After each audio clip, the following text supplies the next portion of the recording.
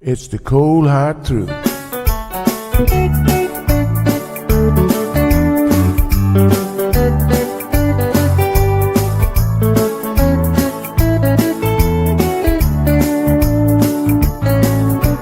Everyone really want to know what's going on with her show. Just get on the air and you will know it's Sandra. The queen of the mile road is here, helping people from everywhere. Get on the phone and you will hear Sandra. Now she will tell you how it goes, but don't you ever step on her toes, 'cause you will hear the cold hard truth from Sandra. They say she's the hero in town, helping people from all around. You get a call, your money is found, it's Sandra.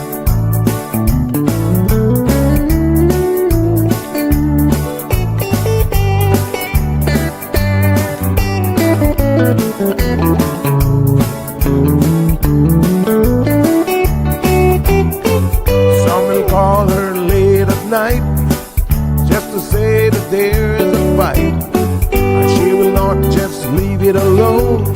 She'll get up and call on the phone, and when politics starts on her show, everyone really wants to know the way the things will really go with Sandra. Some will start to criticize, get on the show and tell pure lies, but someday we'll realize it's Sandra. And when they start to argue again, she'll pull the heads to the wind, and soon you will be a friend of Sandra. 'Cause every day everyone wants to hear from Sandra.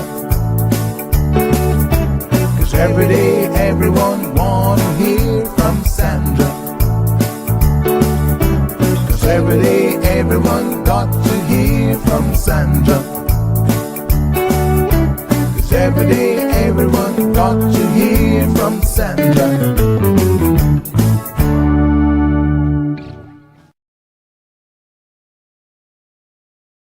Good morning, good morning, good morning.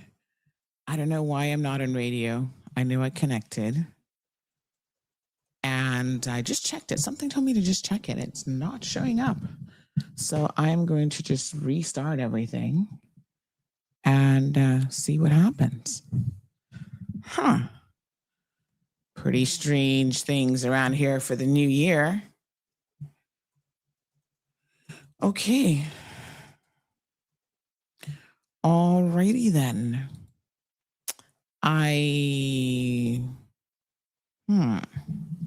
I'm thinking the last time this happened, it was because something was unplugged on the back of the board. So let me just double check.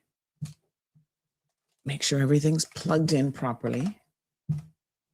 And yeah, everything looks good back there. Let's see here now. Let's make sure. This is connected to the board. That's connected to properly. Anybody in Radio Land hearing me? Good morning, K-Man. Starting off the new year with some tech issues. Imagine that. All right, let's see what we can do.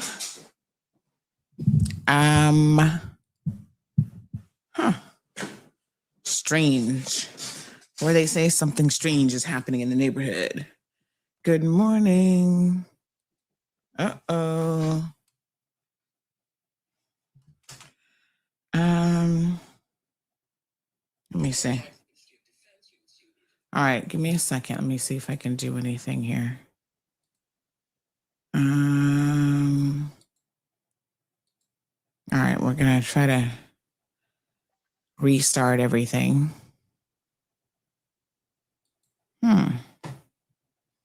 All right, give me a second. Good morning, everyone. Happy New Year.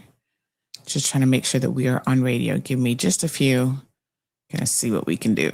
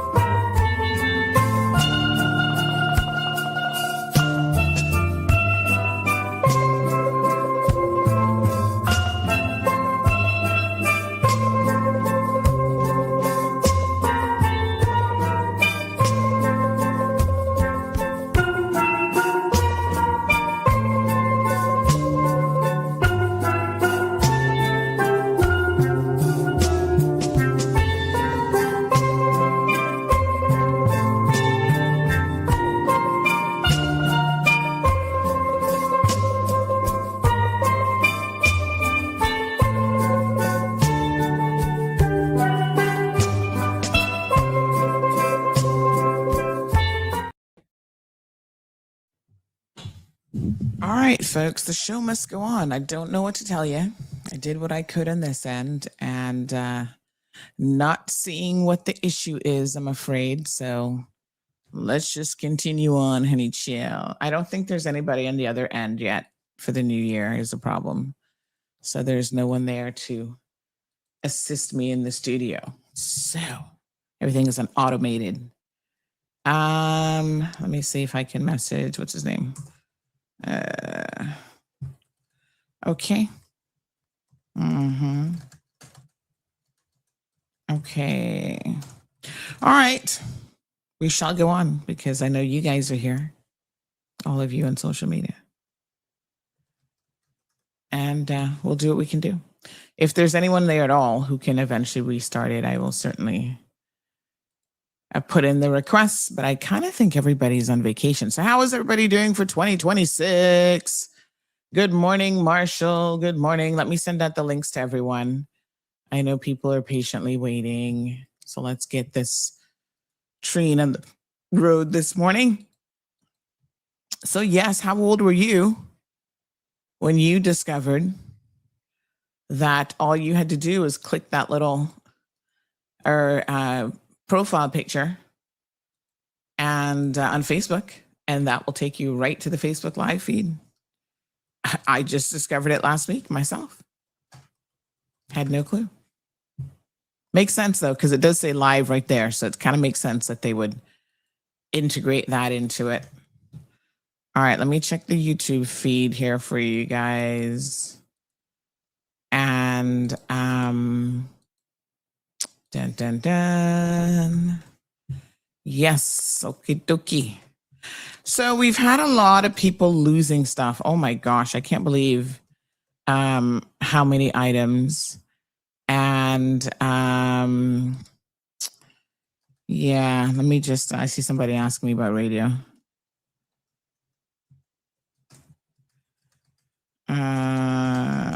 Okay. You got to join us online, honey child. Okay. So yes, lots of people losing stuff. It's quite unfortunate because, oh my gosh, I think you guys need to be careful around this time of year. Like you got celebrating and you're losing rings and bracelets and dogs. And, you know, I told you guys already, the poor dogs just run off. Because of the fireworks. Most of them are negatively impacted by the fireworks, unfortunately. And so, you know, they find it very difficult to cope with the noise. I can tell you, as someone who's owned dogs all of my adult life, pretty much, I can tell you that they seem to really, really suffer because of the fireworks. And so, some are suffering more than others. If they're outside, for example, by themselves, where they don't have the comfort of their human companion to try to calm them down, some react a little bit worse than others as well. I've seen that. Like, I've actually had a dog who was severely, one year he actually tried to dig himself out of the house. Like, he was inside, but he literally tried to dig himself out, and he did that through the kitchen cupboards. Like, I don't know, he opened the door to where the sink is, and he just started digging. So when I went out for New Year's Eve, and when I got back after the new year, to my shock and surprise, Oscar had dug into the what would the bottom of the sink be made of? It wasn't real wood. It was like that chip wood, whatever that was, in my apartment. He had literally dug through that. There was like a big hole in it. And he was digging so feverishly to try to get out, I guess. I don't know what he was really trying to do, because I'm like, you can't get out that way. But in the dog's mind, maybe he thought he could. And his poor little paws were like all bloody and everything. And that's the most extreme case that I've personally seen of a dog who was, in the middle of it and being impacted by it. So I do know that a lot of dogs are negatively impacted by it. And, until the day comes that I guess we ban fireworks, which I don't see that happening. What are you going to do? There's some spectacular fireworks all over the world. It's not great for the environment. There's like so many factors to it, but I don't know what to tell you.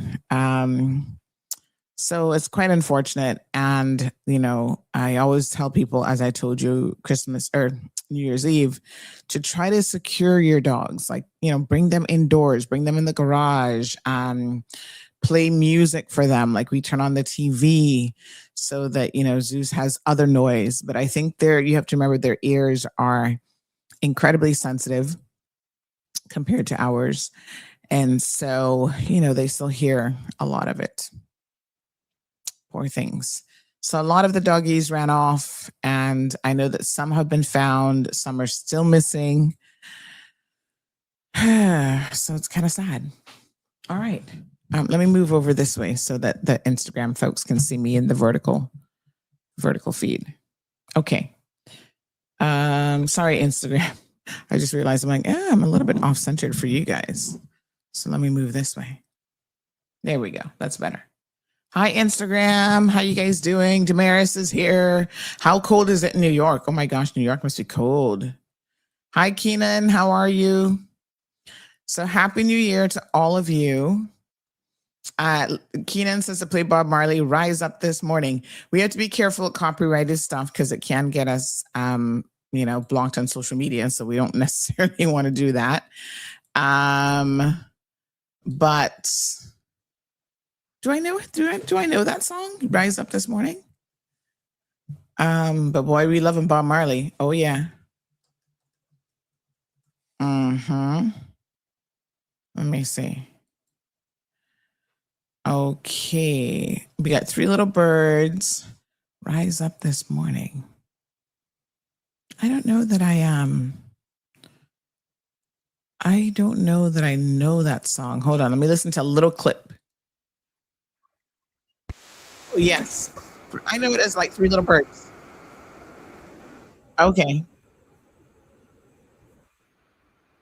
Okay. I thought the name of the song is Three Little Birds. Gotcha. Vanessa, congratulations on your engagement. She's still traveling. She said she's in Amsterdam. Her and her honey got engaged over the holidays. Congrats. Marshall, good morning. David, how you doing? So good to see you. Miss Lucille, so glad that you're with us. Thank you so much, joining us from the UK. So happy New Year. There's people still partying, Andrew. It is the second. So Lucky Body says, I can't believe I'm going to be 26 this year. Oh my gosh, you're a baby. 26. To be 26 again. Well, maybe not. Yes, 26. It's a good age, man. It's a good age. Although I feel like the best age is like in your 40s. You've got the experience under your belt. By then, you probably have a pretty decent job. Your finances are better. In your 20s, my honey child, the struggle is real. Oh my God. You're still out there struggling to pay bills and all that fun stuff. But congrats for you reaching 26. Every year is a blessing, I'll tell you what. Strong Wilts, good morning and Happy New Year to you. Aliano's here for it. Good morning, Miss Linda. Happy New Year. Don't understand why it's happening. Fireworks, that is. Yeah, Jim, it's something that's so ingrained, not just in Cayman culture and community, but all over the world. I saw some spectacular ones. Somebody was posting one from like Australia. And wow, that was pretty big. The Minister for Education and Training and Finance, through Honorable Ralston Anglin, he actually, I'm going to post up one from the one that they did down in West Bay. It was really quite spectacular. I mean, people, oh, hold on. People do enjoy it. And, you know, looking at it, you have to admit that it is beautiful. But yeah, I mean, there's lots of things to consider. But honey child, Jim, that's one thing that we are not changing. I hate to give up so easily, but I know the battle. Every time I talk about it, people message me, cussing me out. What are you talking about? Well, you know, here we're not bothered by people not being happy about what we say. That's not going to change in 2026. But you know, it is what it is.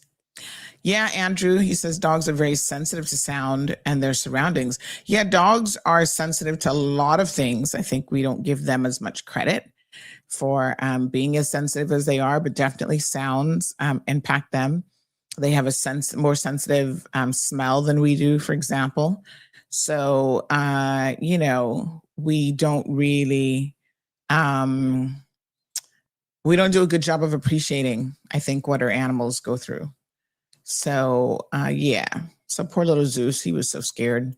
But we had him, first of all, we rang in the new year. We went to dinner. We had an all-you-can-eat lobster night at Boathouse. Big shout out to them. This is where Guy Harvey's used to be. And it was good.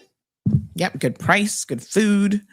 We enjoyed ourselves. We got dressed up a little bit. Did you guys see us dressed up? You should see us dressed up. Yeah, we were dressed up. I put on a nice little dress that I hadn't ever worn, actually, that was just sitting in my closet. I'm like, you know what?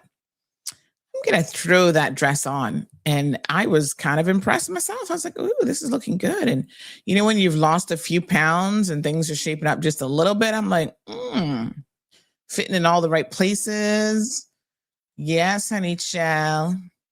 So I did that, all black.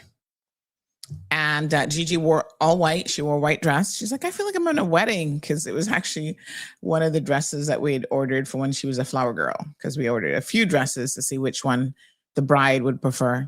So I was like, yeah, girl, rock that dress. That dress is beautiful. Marlon put on a little jacket and suit, and we went out with some friends, and we had a good time. It was really nice. And they had a good crowd there. They had, looks like they were, I wouldn't say packed the whole time, but they had a good crowd coming and going, some really big tables and stuff like that. So it was all good. So then we had dinner, and of course, you know, when you have a 9-year-old, you can't really be out too late because child would be getting tired. And so we made it home in time. I think like maybe after 10 o'clock, we were home already. And yeah, we were like, okay, we'll bring in the new year at home. And that's what we did, watching a movie. We did the same thing last year. Had a movie on, turn up the volume a little bit so that Zeus can be distracted. But you can still see he was like pacing a little bit. He was uncomfortable. He kept coming up by me and kind of like wanting to sit in my lap, but like really on top of me. And I was like, okay, let him get under the covers, you know. Yeah, poor little thing. So that's what's going on with our poor animals. Poor tings. So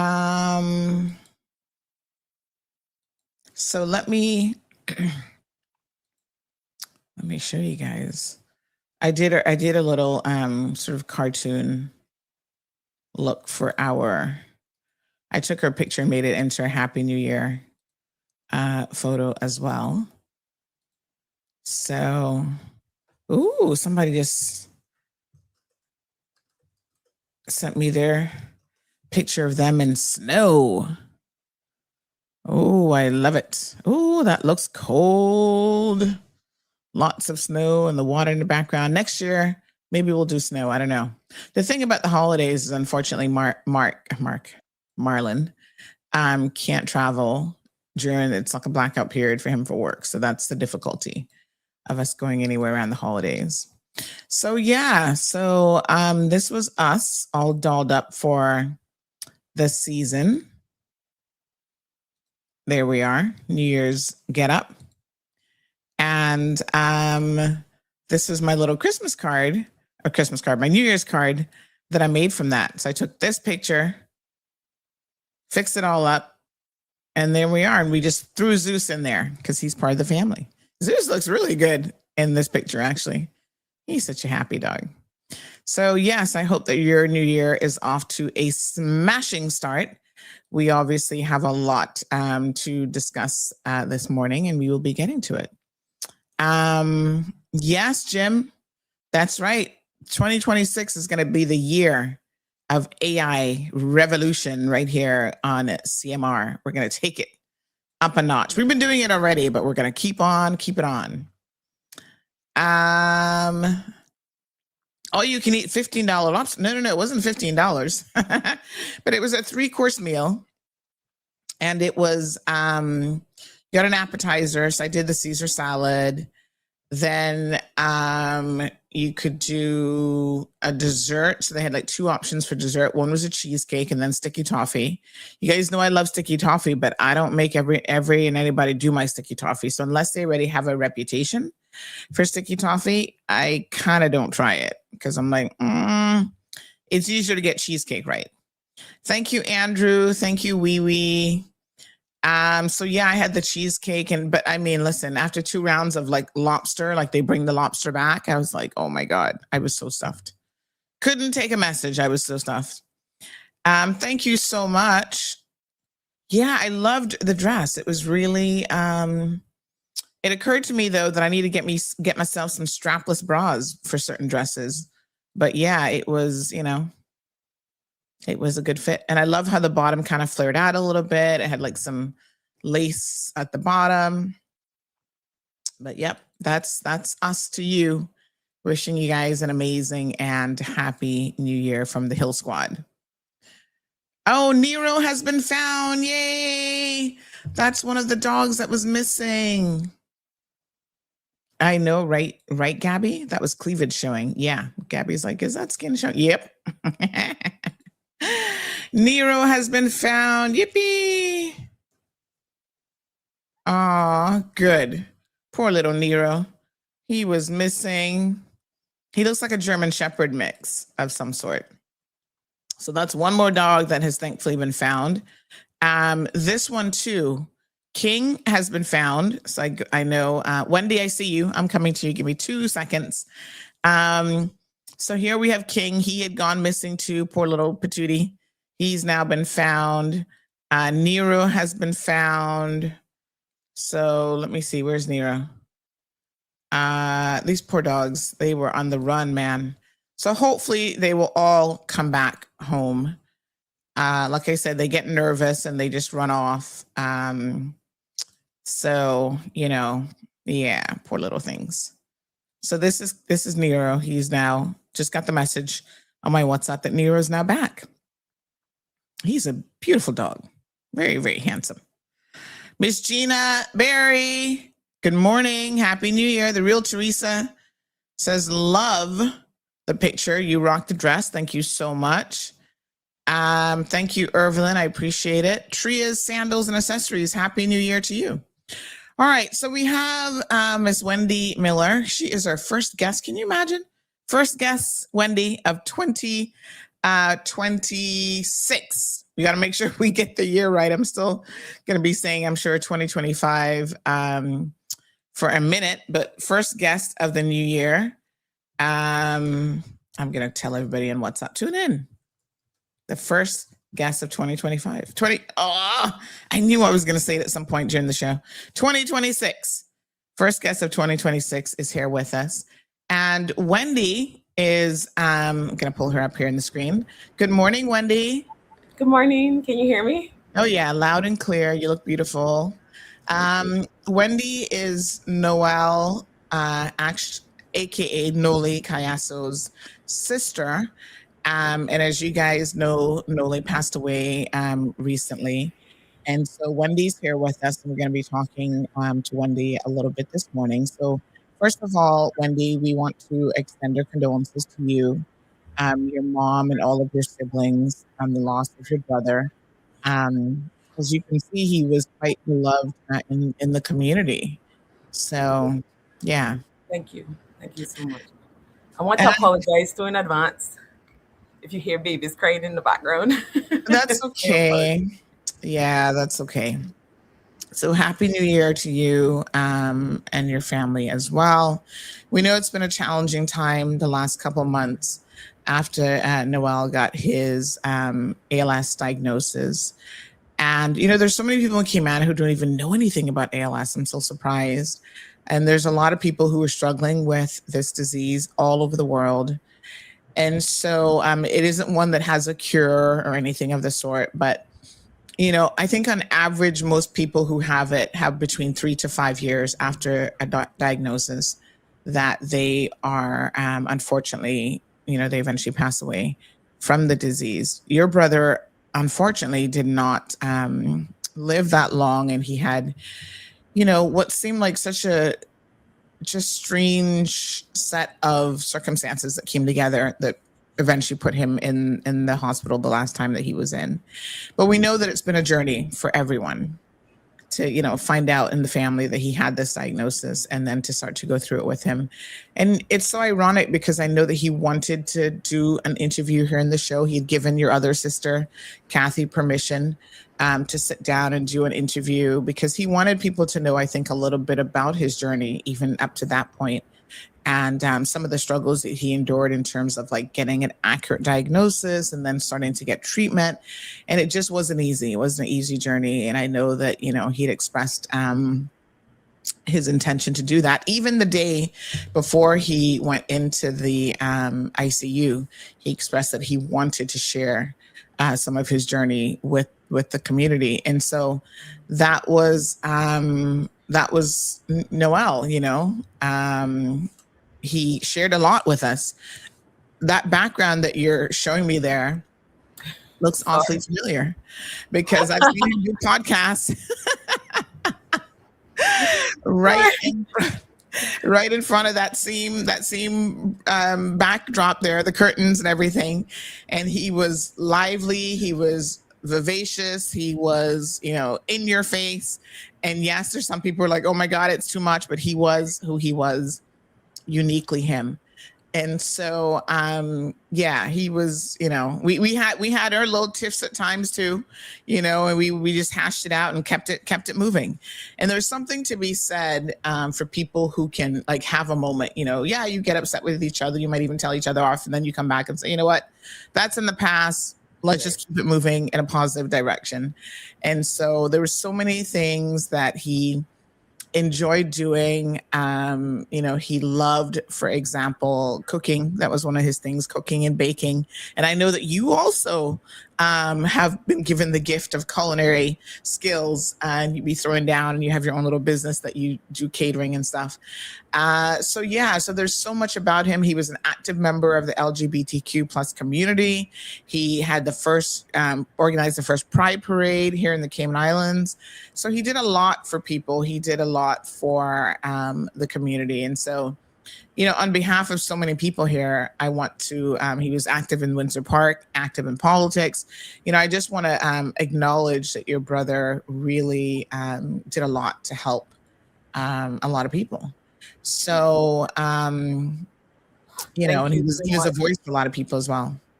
Thank you so much, Ms. Sandy, for putting that lovely piece together.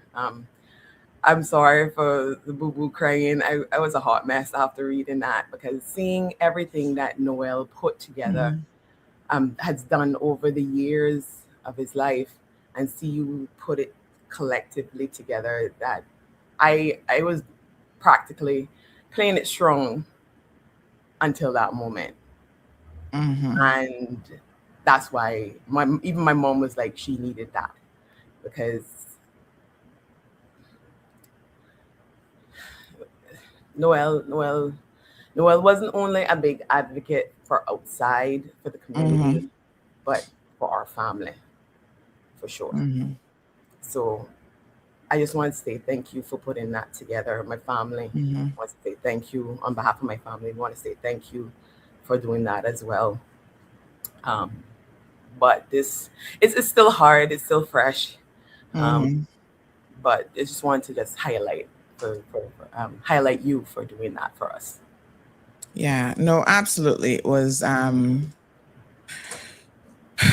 my pleasure to be able to do that. And it's sometimes we don't even look at the overall impact of someone until something like this does happen. And then you sit down and you think, wow, they've come a long way, they've done so much. I think that we've all started from very, very humble beginnings, and trying to just better ourselves, elevate ourselves, especially in a small island, can have its unique challenges. So, I think that he certainly did a lot. None of us are perfect, and we're still on this journey, that we call life. And so we continue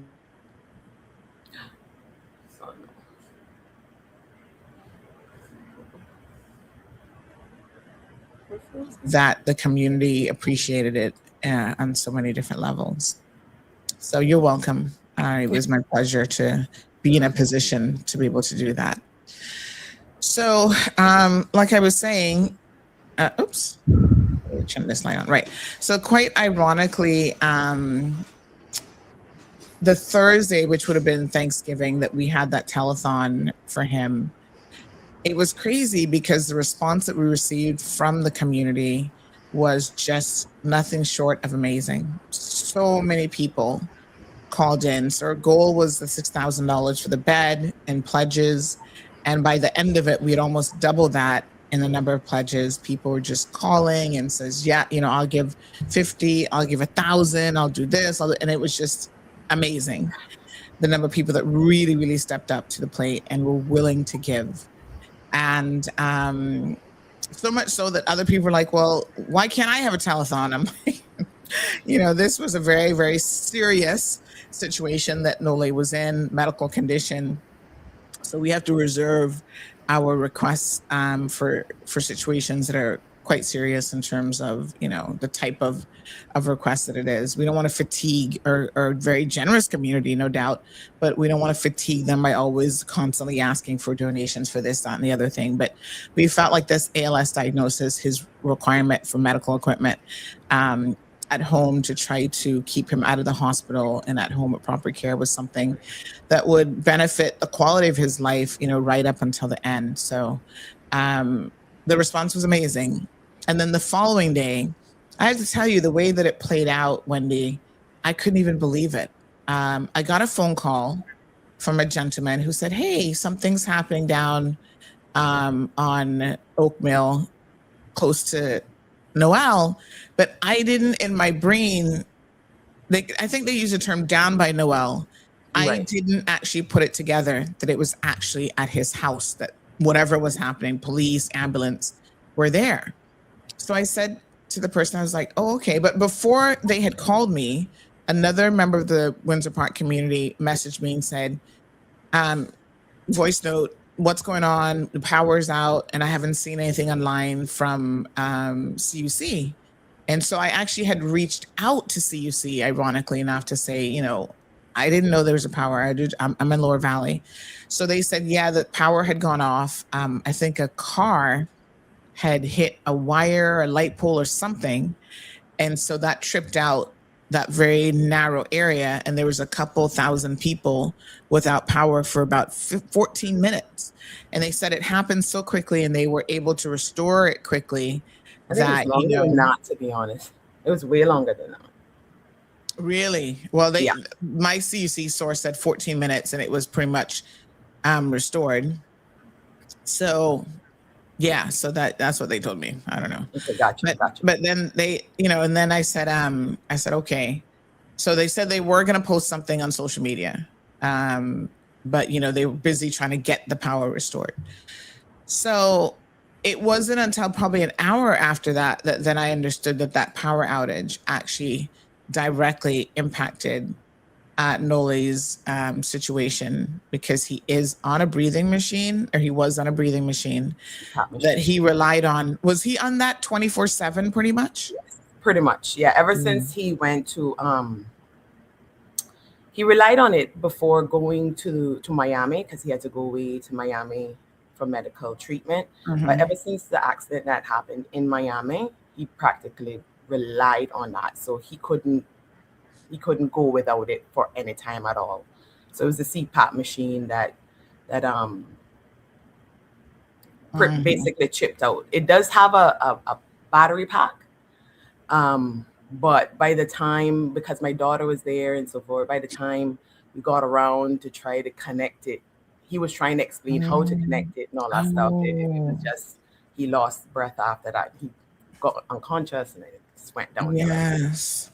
Because I was kind of wondering, I mean, you've just answered one of my questions, because of course I was wondering why there was not like a UPS or some sort of battery backup or a generator or something. So the device itself came with a battery pack. Yes. Let me state this, Miss Sandy. I knew a little bit. I wasn't really too much involved in the medical aspect. Chastine and my other sister know a little bit more. But I was aware after the fact. So I'll answer as much as I possibly can, but yeah, that's what I was aware of after the fact. He does have a generator, but we then once again didn't know that the generator was off. So automatically when the light turned off, when the light chipped out, we were wondering what happened to the electricity. We have a generator as well here at our house, but our house wasn't connecting to the generator. It turned on, but it didn't connect. My husband came home like 5 minutes before, and my daughter, like I said, Noelle called Zayel over probably 10 to 15 minutes before the lights went out. So she was over there. So I wasn't even thinking when the lights turned off that I wasn't even thinking about Noelle, because Noelle has this generator. We automatically think that it would chip in. He would be good. We were just trying to figure out our side why our house wasn't connecting to our generator. So my husband then went down the street to see what was happening. We heard the sirens and stuff. So he went to go check and see what was taking place. Right. So me and Mom, I had the baby, and Mommy was trying to figure out why the house was connecting. It was after the fact. Now, when we came outside, my husband then came back and told us, okay, somebody hit the light pole, and same time Zaya bolted over. Mommy, uncle can't breathe. I then gave my mommy the baby, literally ran over. My husband was right behind me. He went straight for my brother's generator. I went straight inside of the house, and then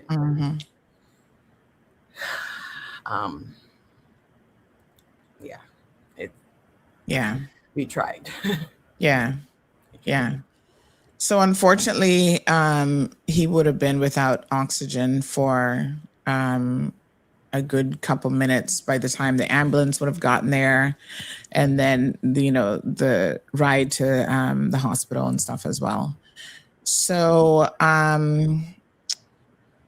he was in the intensive care unit.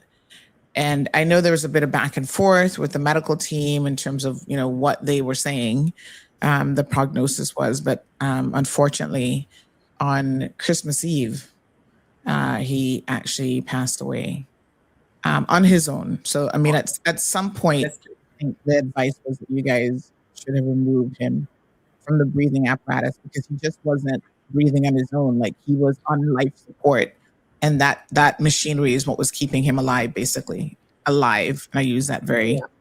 loosely. Um, one of the reasons why um, I'm also on the show is because Noel was very adamant, because because of his condition, he was very adamant and spoke Mhm. to, especially my sister Kathy.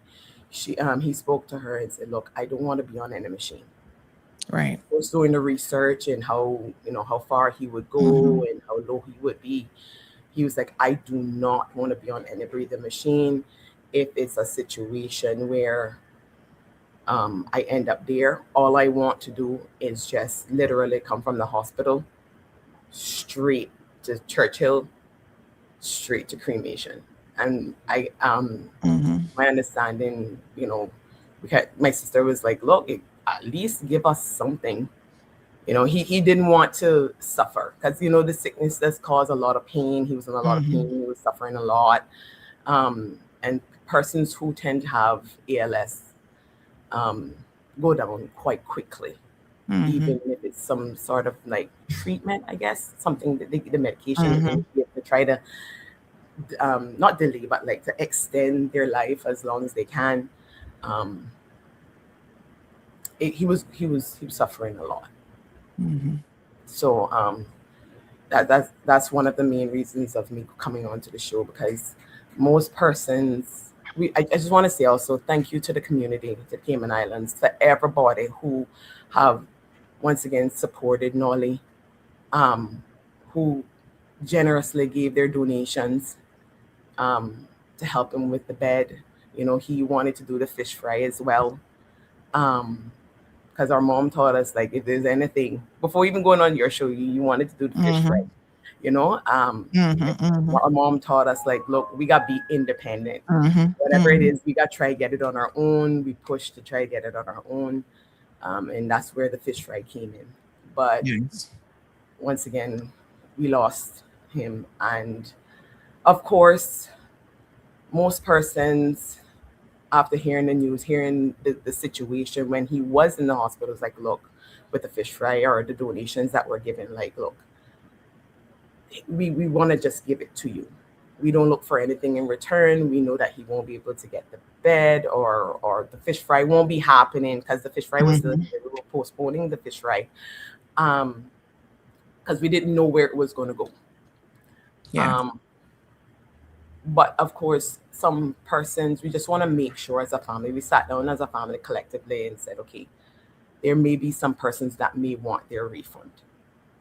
Mhm. And if those persons wish to receive their refund, please, if it's a fish fry, if you can please bring back or WhatsApp WhatsApp your fish fry stub, Mhm. that we can connect it to the stub that we have. We will donate. We will return your money back. And for those who have generously Mhm. donated towards the bed, if you're wanting your funding as well, just WhatsApp your information, your full name, your banking details, that we can be able to once again make that connection. Because of course, you put your name and all the information, we will Mhm. connect it, and then the amount um, that you donated, we will resend it back to you. And for those who, most persons, which we thank you for, um, most persons are saying, like, look, we don't. Wendy, it's a donation. Put it towards Mhm. Noel's medical. Of course, at that time, we were hoping to bring him back home. Now that we've lost him, some people have said, like, look, you can put it towards the um, funeral arrangements and so forth. Mhm. Yeah, I think Irvelyn is, stating what most people are feeling. She says, "No way, Wendy, we won't take it back." Yeah, I mean, most people gave, from their heart, of course, and so we certainly appreciate you making the offer, no doubt. But we do know that there would have been other expenses even associated with his passing. So, um, yeah, I'm sorry. it's okay. Oh, thank you. Yeah. It is, no doubt, a very, very trying time. And I'm so glad that you mentioned what his desires were, because I do know that the family, you know, when you were told by the doctors kind of what the prognosis was, you knew very well that he never wanted to be in that situation long term. And he had made, and I think this is, you know, when we think about our lives, I think so many people have never had this conversation with their families. Like, if this happens to me and I'm on life support, what do I do?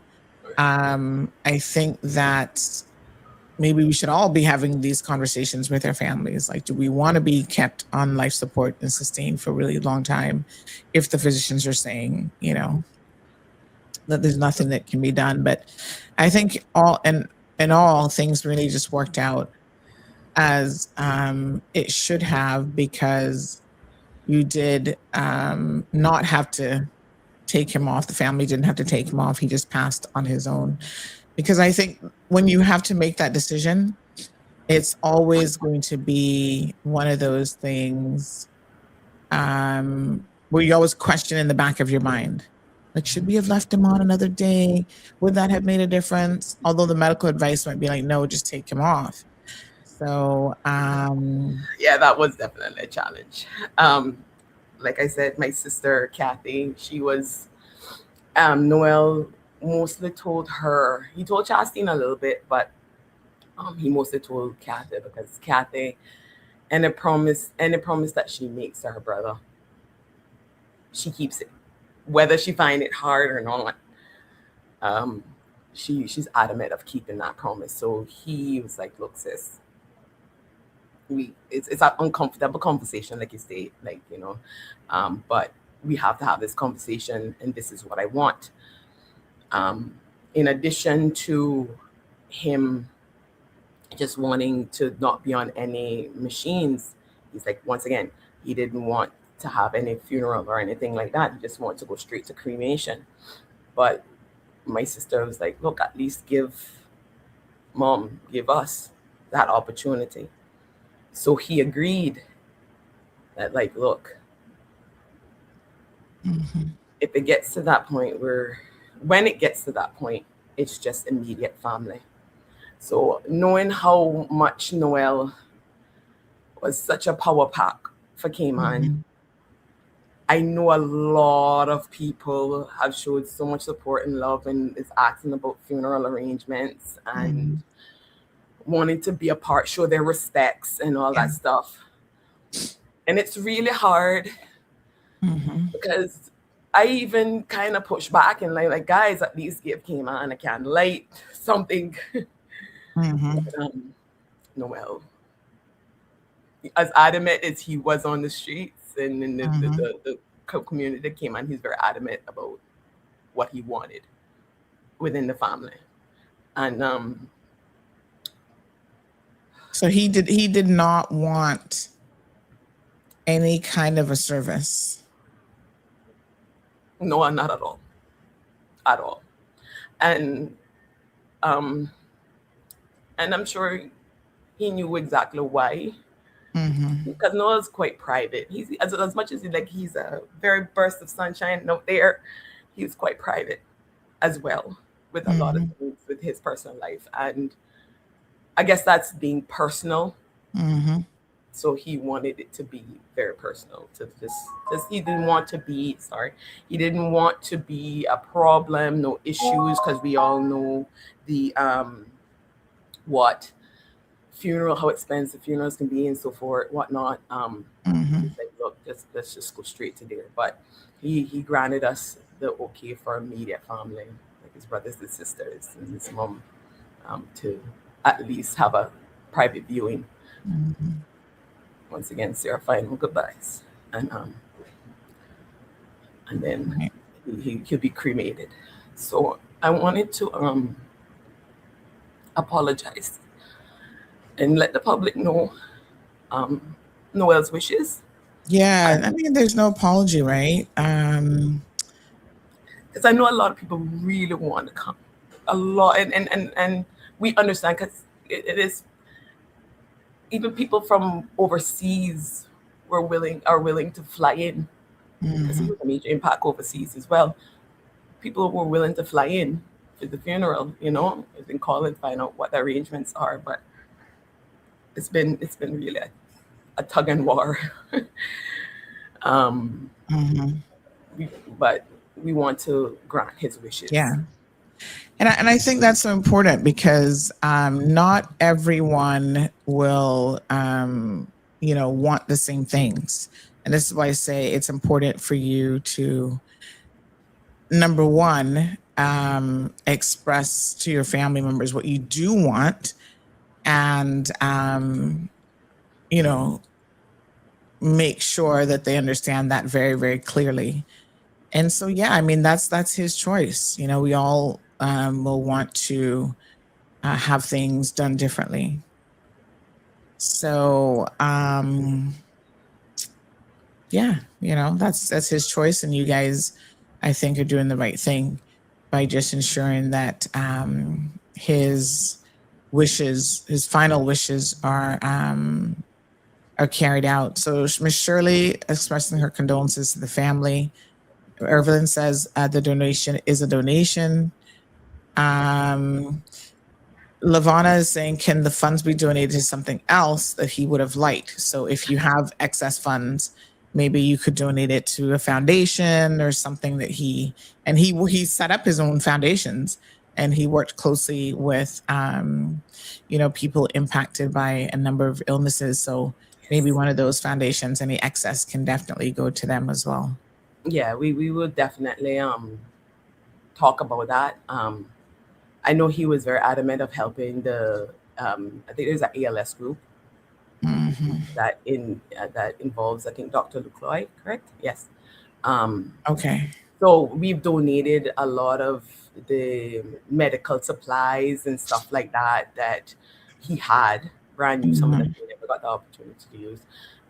We've donated it to either Jasmine or the ALS group and like stuff like that. So definitely we will discuss that, and I know he was adamant of definitely helping the ALS group. So um, that is definitely something we can speak about and move forward with that. Yes. Mhm. Yeah. We'll leave it to you guys. We're sure that you'll do the right thing in terms of that. Miss Island Pearl says, "Why would anyone in their right mind ask for their funds back?" To be honest, you'd be shocked. Yeah. I mean, my thing is, I try to be as neutral as possible. Um, yes, me automatically, if I do something for somebody, my intention is to like, oh, I don't want anything back.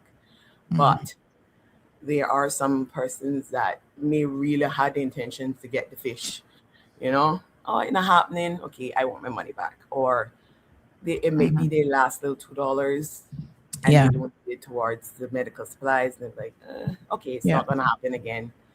Can I have my money back? I Yes. mean, and it's okay.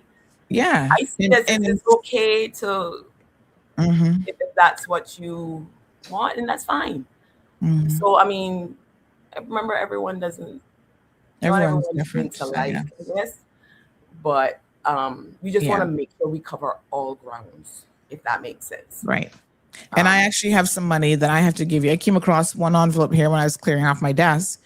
Funny enough, it's from Miss Lucille in the UK. She arranged for it, wow. and it was in a Butterfield thing. I almost accidentally threw it in the garbage, and then because I was here, my desk has been such a mess, and so I was like, oh my gosh, you know, just looking at everything here, and I was about to throw it in the garbage. I turned it over, and then it said donation $50, whatever, and I said, oh shoot, I need to get this to you guys.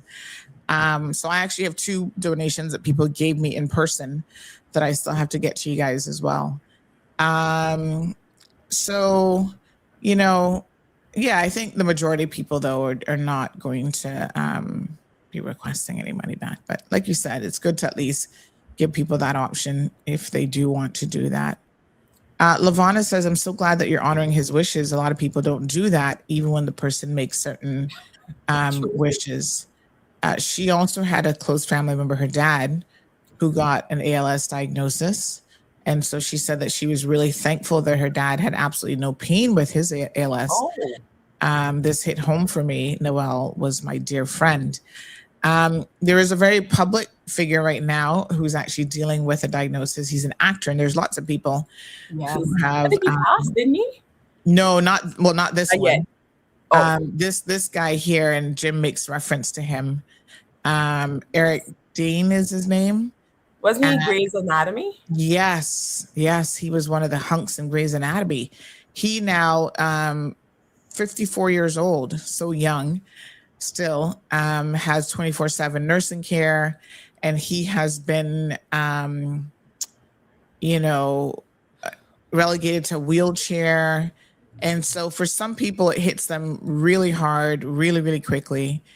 And there was a story just on December 29th where it was talking about Rebecca Gearhart, who his ex-wife, I think she suspended the divorce. I can't remember, but they were getting a divorce when they found out then that he had this diagnosis. But she separated from him in 2018, but she has stood by him as his former wife and mother of his children. And one of the battles was trying to get the necessary care through insurance coverage. She kept saying, they just shared the story recently where the insurance companies in the US were turning down the request to get him 24/7 nurses care, which is something that you need with this diagnosis, as it, rapidly changes how people are able to help themselves. And it was really, really interesting because she was just saying that trying to figure out the healthcare system and health insurance and how they'll deny you, and that you have to keep appealing. And she was actually told by someone from the insurance company to basically every single time you appeal, we're going to deny it. And she would not give up. So finally, just last week, she was sharing that she has been able to get him locked in, as she said, with the proper insurance coverage. And you think, like, what insurance companies would be denying this sort of thing? It's just unbelievable. But now he has proper 24/7 care. So, That's good. yeah.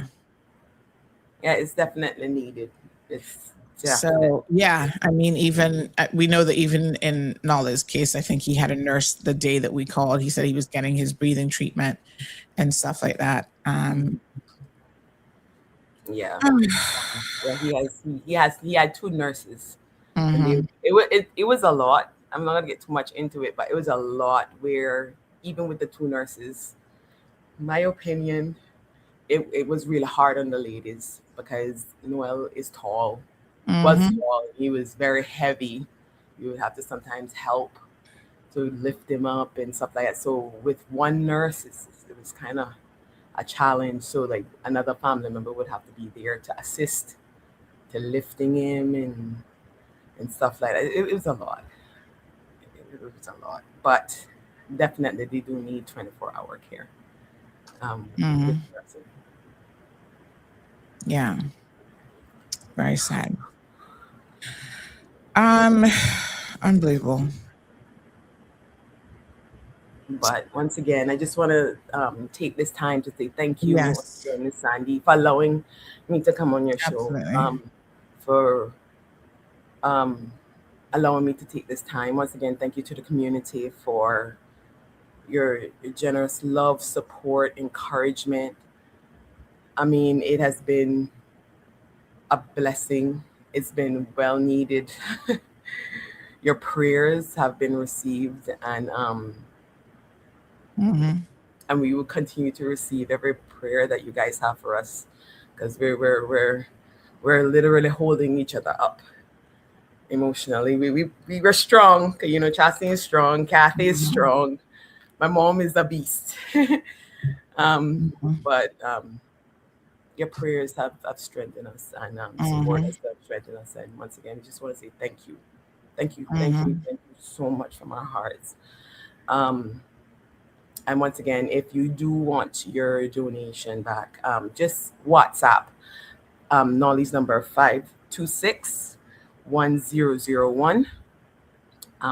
Just text or take a picture of your fish fry stub if you're wanting to be refunded for your fish fry, and your Mhm. banking details for the donations for the bed from the Mhm. telephone. Um, um, and then we'll give that information and we'll be able to refund you back and so forth. Mhm. Yes, Yeah. ma'am. Thank you, my darling.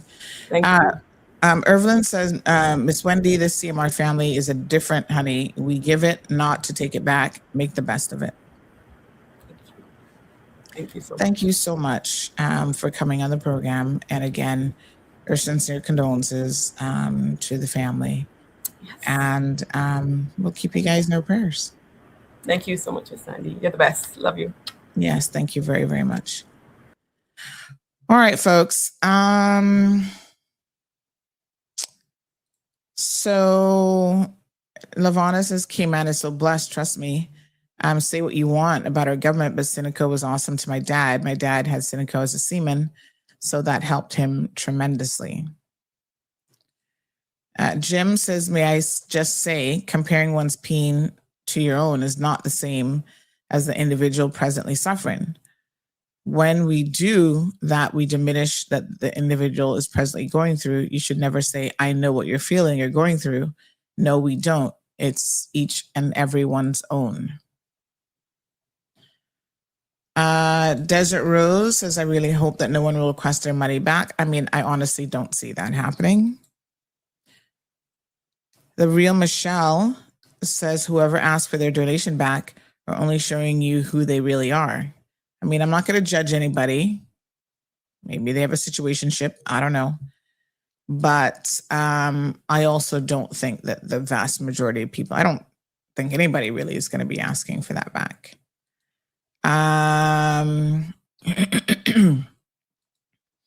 This person says, please read from Vernita. Please give Wendy my deepest condolences. I'm heartbroken and shocked.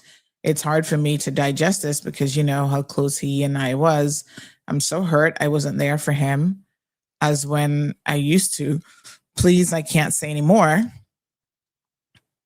Saying that it's very painful.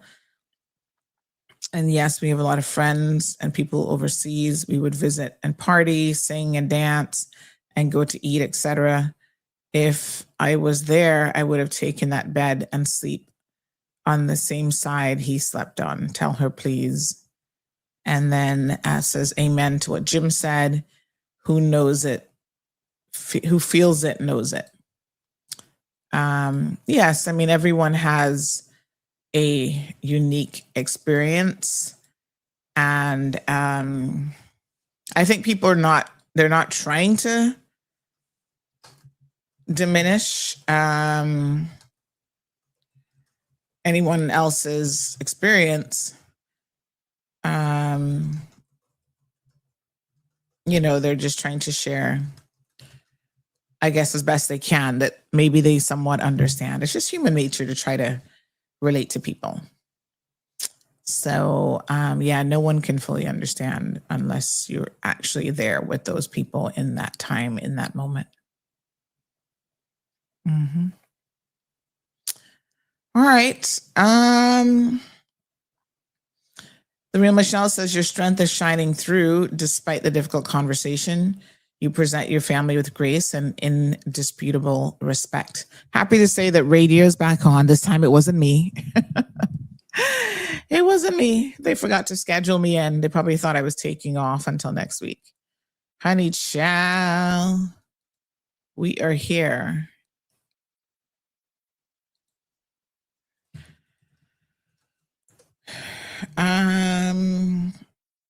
Let me see. Okay. Yes. Very, very challenging times for sure. Mm-hmm. All right. Jim says grieving is a personal journey. We all feel it, but in our own way. Go through the journey of loss and treat yourselves gently as you do. and take whatever time you and your family needs to, and don't allow anyone to tell you anything different. Damaris says it's okay because we also feel the pain. All right. Alan Pearl says if it was up to me, you guys would keep every cent. I donated, and when I heard about his passing, I simply told myself it would help with funeral arrangements. I never expected to have it returned. And I think that's exactly how most people obviously feel.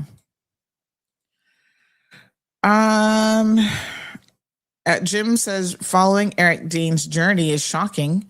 We never know what tomorrow will bring, not for any of us. And that is the truth. Not even tomorrow, Jim. Sometimes it's like same day. You're good this morning and kaboom, something goes far left by afternoon. You know, listen, life is, honey child, life is what it is. There's so many diseases. There's so many, people are having strokes, heart attacks, brain hemorrhages, aneurysms, same thing as brain hemorrhage, aneurysms, all sorts of stuff. And so just in general, I think that it is, every time you get up and you feel pretty good for the day, you got to say, yes, praise the Lord and hallelujah. All right, let's get this show on the road. You got to live it to the fullest. That's why. Oh, my Lord. We need to get up and do some squats. Hello. It's a new year and it's squatting time. I'm going to admit that I don't feel like doing it, but you know what? It's a new year. And even my daughter was asking, Mom, are you still squatting? I was like, no, come on. I think I'm going to hold it. My energy is actually very, very low this morning. Some days you can feel your physical energy lower than others. So I'm just going to do a holding squat. Although a holding squat is no easy, it's not any easier.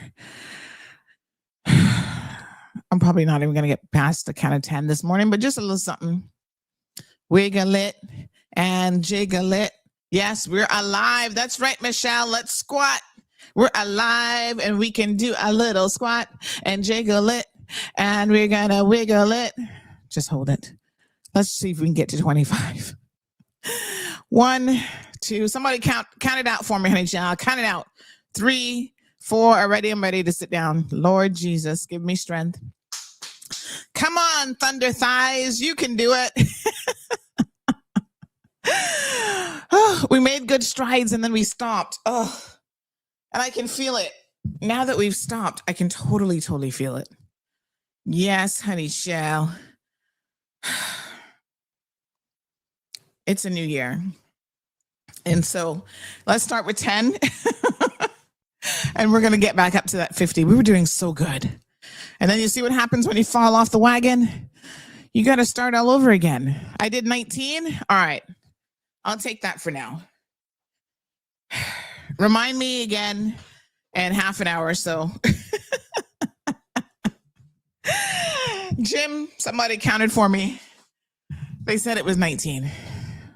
So we're going to get back on it. You guys are going to have to remind me every hour at least. We're going to get up and move and do a little bit. Yeah, man.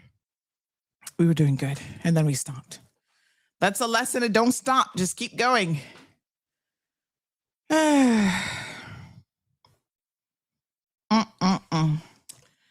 So, what else is going on? Well, I tell you what. I feel like today's like a Monday. The holidays kind of mix up my brain and what day it is. And yesterday felt like Sunday, so today feels like Monday. Jim says that was a fast count to 19.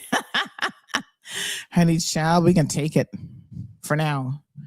We'll get there. Don't worry. We're going to work back up. Got to work on some that Cayman style beef and everything else. Not just the beef, honey child. We got Cayman style beef. Yesterday we had barbecue and all the good sides. We had a brownie. Oh my gosh. We got a lot to work off, but we can do this. Yes, we can. Yes, we can. Mhm. Okay.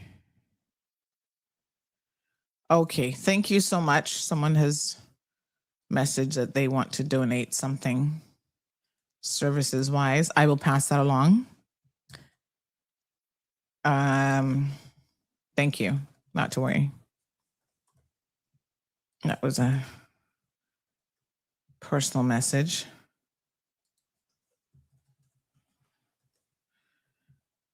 All right. Mm-hmm. Okay. So, yes, we need to. Good morning, Faith and Hope. Yeah, we need to step it up in terms of our exercise and stuff. Again, gonna start walking. I got that walking pad. I need to pull it back out.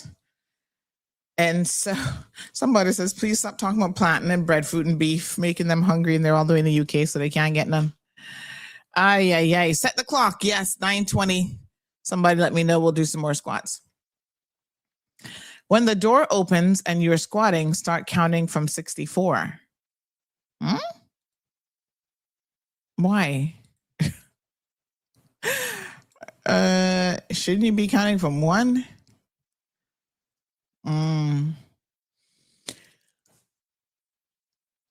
Jim says physiotherapy is kicking my butt. Is it? Oh my gosh. Poor you. What on earth is going on? I feel you. All right, honey chow. Right. So I've been getting a lot of messages naturally from the conversation that we had the other day with Minister Michael Miles. And, a lot of people have been messaging me saying, oh, Sandy, do this, Sandy, do that, Sandy, do this. We think you should do that. And I'm going to tell you how I feel about the situation, but let's take this caller. Good morning, caller. Welcome to the program. No. Hello, honey. Don't worry, start on me this month because I'm not feeling good. Watching wishing him come on the show this morning about our brother that passed away. First of all, I don't think it's anyone in the Cayman Islands will ask for the money because there's other expenses. And away from that, I hear somebody talking about breadfruit, and I know that word is strength for me. You understand? So I'm not feeling good, so I'm blazing up this morning. I tell you, I felt chastity and them praying. I tell you, it's so sad listening to it. Thank you, my dear. I watched him grow up when I only been Georgetown on that. He's such a friendly little guy when you were younger. Anyway, God is God. Thank you. I appreciate All right, it. babe, take care now. My dear, bye-bye. Yeah, there's so much loss. Oh my gosh, I just saw this. I remember Kate Goslin, that Kate plus 8 star. She's 50 years old now. And one of her children, her dog. Oh, Lord have mercy. I'm reading this. I thought this said her son, Nanook. Oh, it's her dog that passed away. Oh, still. Well, dogs are family too. I'm sorry to hear that.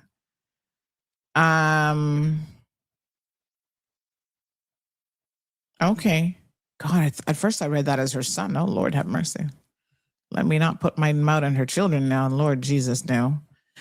I was just looking at a few things online. So Miss Chastine says, Miss Lavana, this is his sister Chastine, and we have planned to be a part of the ALS Foundation in my brother's memory. We will assist them with whatever is needed with donations in his memory. Thank you so much, Chastine. Appreciate it. All right, Miss Evelyn is on the road. She said she can't squat, so you got to make up for it later on. The real Michelle says it was funnier in my head and the timing. Sorry, girl. Yeah, sometimes things don't translate across. Anyway, so what I want to say is a lot of you have been requesting me to do certain things. I've been getting your messages. Some of you are still in shock at the conversation. Somebody's like, oh, do a poll, do this. And let me tell you how I feel about the whole situation with Minister Miles. Couple things. Yes, I was surprised at what he was saying because a lot of it was illogical. It actually didn't make any sense. So I am very much aware that we're human beings and we have a lot of emotions. Some people express their emotions more. Some people really carry it on their shoulders. Some people are not good at expressing it. I'm a person who I want to know, right? So not knowing for me, like I'm a person who needs to have a conversation. If we're in any kind of a relationship and the dynamics of that relationship change, most of the time, not all, but most of the time, I need to have a conversation. And so I'm here doing a job on behalf of the people of the Cayman Islands. You know, this is a job. My primary job is to inform people, to engage in conversation. The show is part of a much broader platform. And so when in the past, when we had people not engaging, Juliana O'Connor Connolly, for example, and her government, and it wasn't all members, because to be sure, Sabrina Turner, although she was part of that government, she was showing up. I think she came on the show as a minister more than anybody else during that particular administration, right? For the time that they lasted. Obviously, the former premier, Mr. Wayne Panton, came on a regular basis, and we had others, you know, coming on. So the election changes dynamics sometimes. And like I said, our services were made available to everyone. Not everyone took advantage of it. So whilst you guys were here trying to put that squarely on my shoulders, I was like, people had the option, you know, of where they want to spend their money and what they want to do. And I had no beef with CINP. They couldn't get it together in terms of working with CMR. And I don't want to rehash exactly how that happened. It happened, right? So there was a lot of back and forth. I had meetings with their leadership early on. In fact, I had meetings with their leadership before anybody else, which is kind of ironic. And in the end, they still, you know, did not come on our platform as a group. We had individual members, for example, Miss Julie Hunter, she was on here. And, you know, I understand that her team made it very, very clear that they wanted to reach the people of Cayman, and the way that they felt that that would be done was through this particular platform, especially the people of West Bay North. It's North, right? So everybody has a choice. That's the beauty of life. People have a choice on what they want to listen to, what they want to read, what they want to engage with. And I'm all about free choice and exercising those choices, right? So I, in my head, thought that I knew what was going on. But like I said on Tuesday's show, no, today's Friday, Wednesday's show, West Bay West. Thank you, Jasara. My apologies. Oh, all the districts, so confusing. West Bay West, yes. I thought I knew why he was up in his feelings, because I mean that much I knew was obvious, and I knew that he wasn't coming on the show.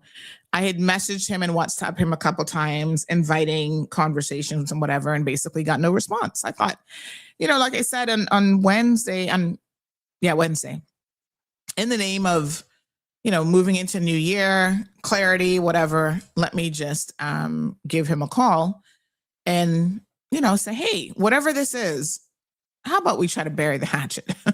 You know, I'm not that, you know, I don't have any issues with this man. Now, a few of you have come back to me, and I do think it's interesting. Some of you have come back to me and said, well, he thought that you were supporting Sabrina during the campaign versus him. And I'm like, well, he wasn't a paid customer. So TCCP was a paid customer, and Sabrina was part of their team.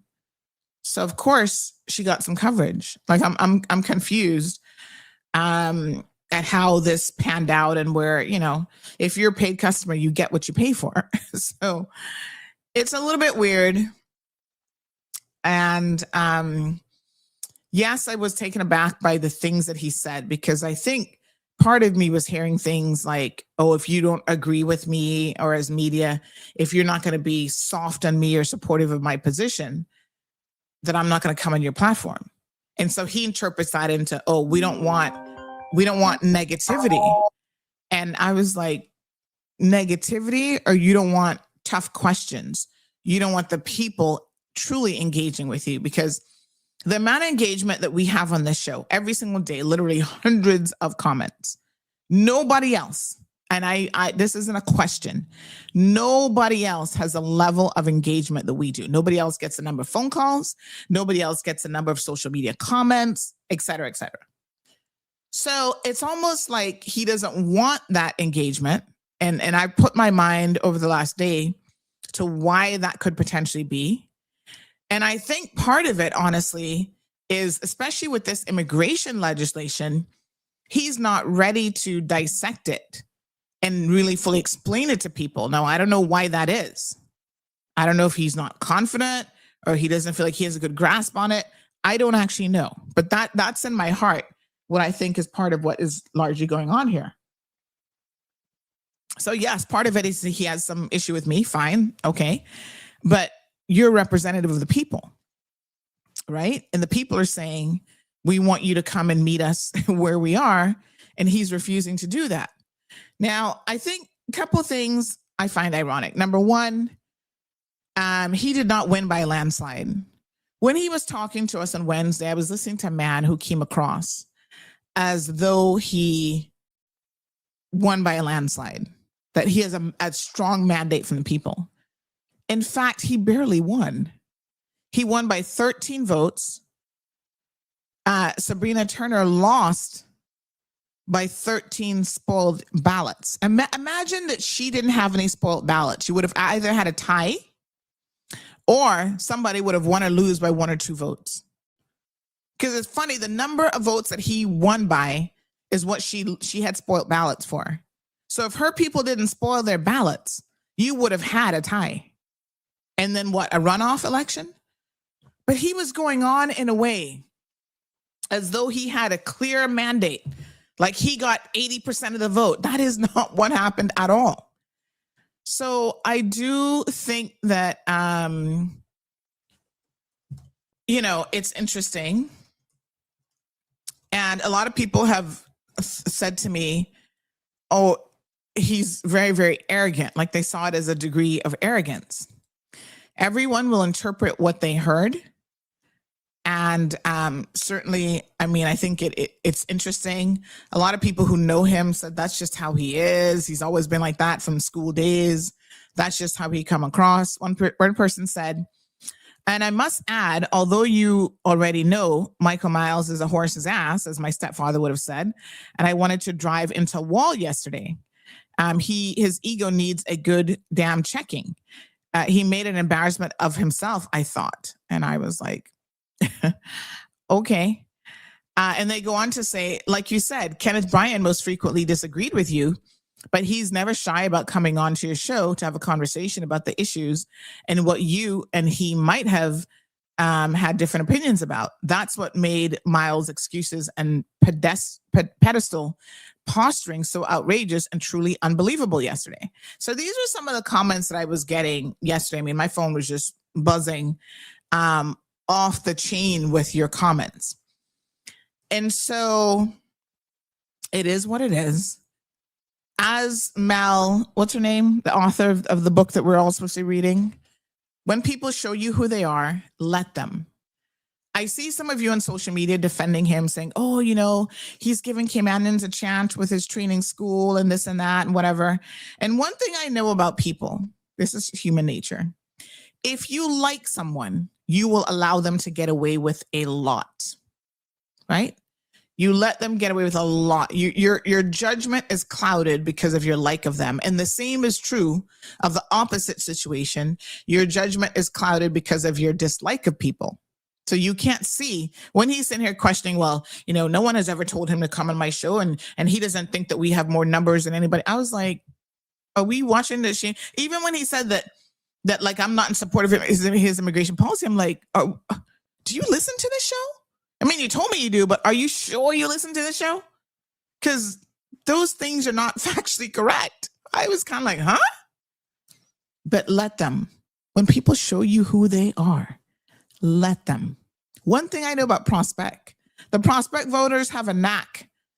There's no person since single member constituencies who has returned to Prospect after one term. Not a single person.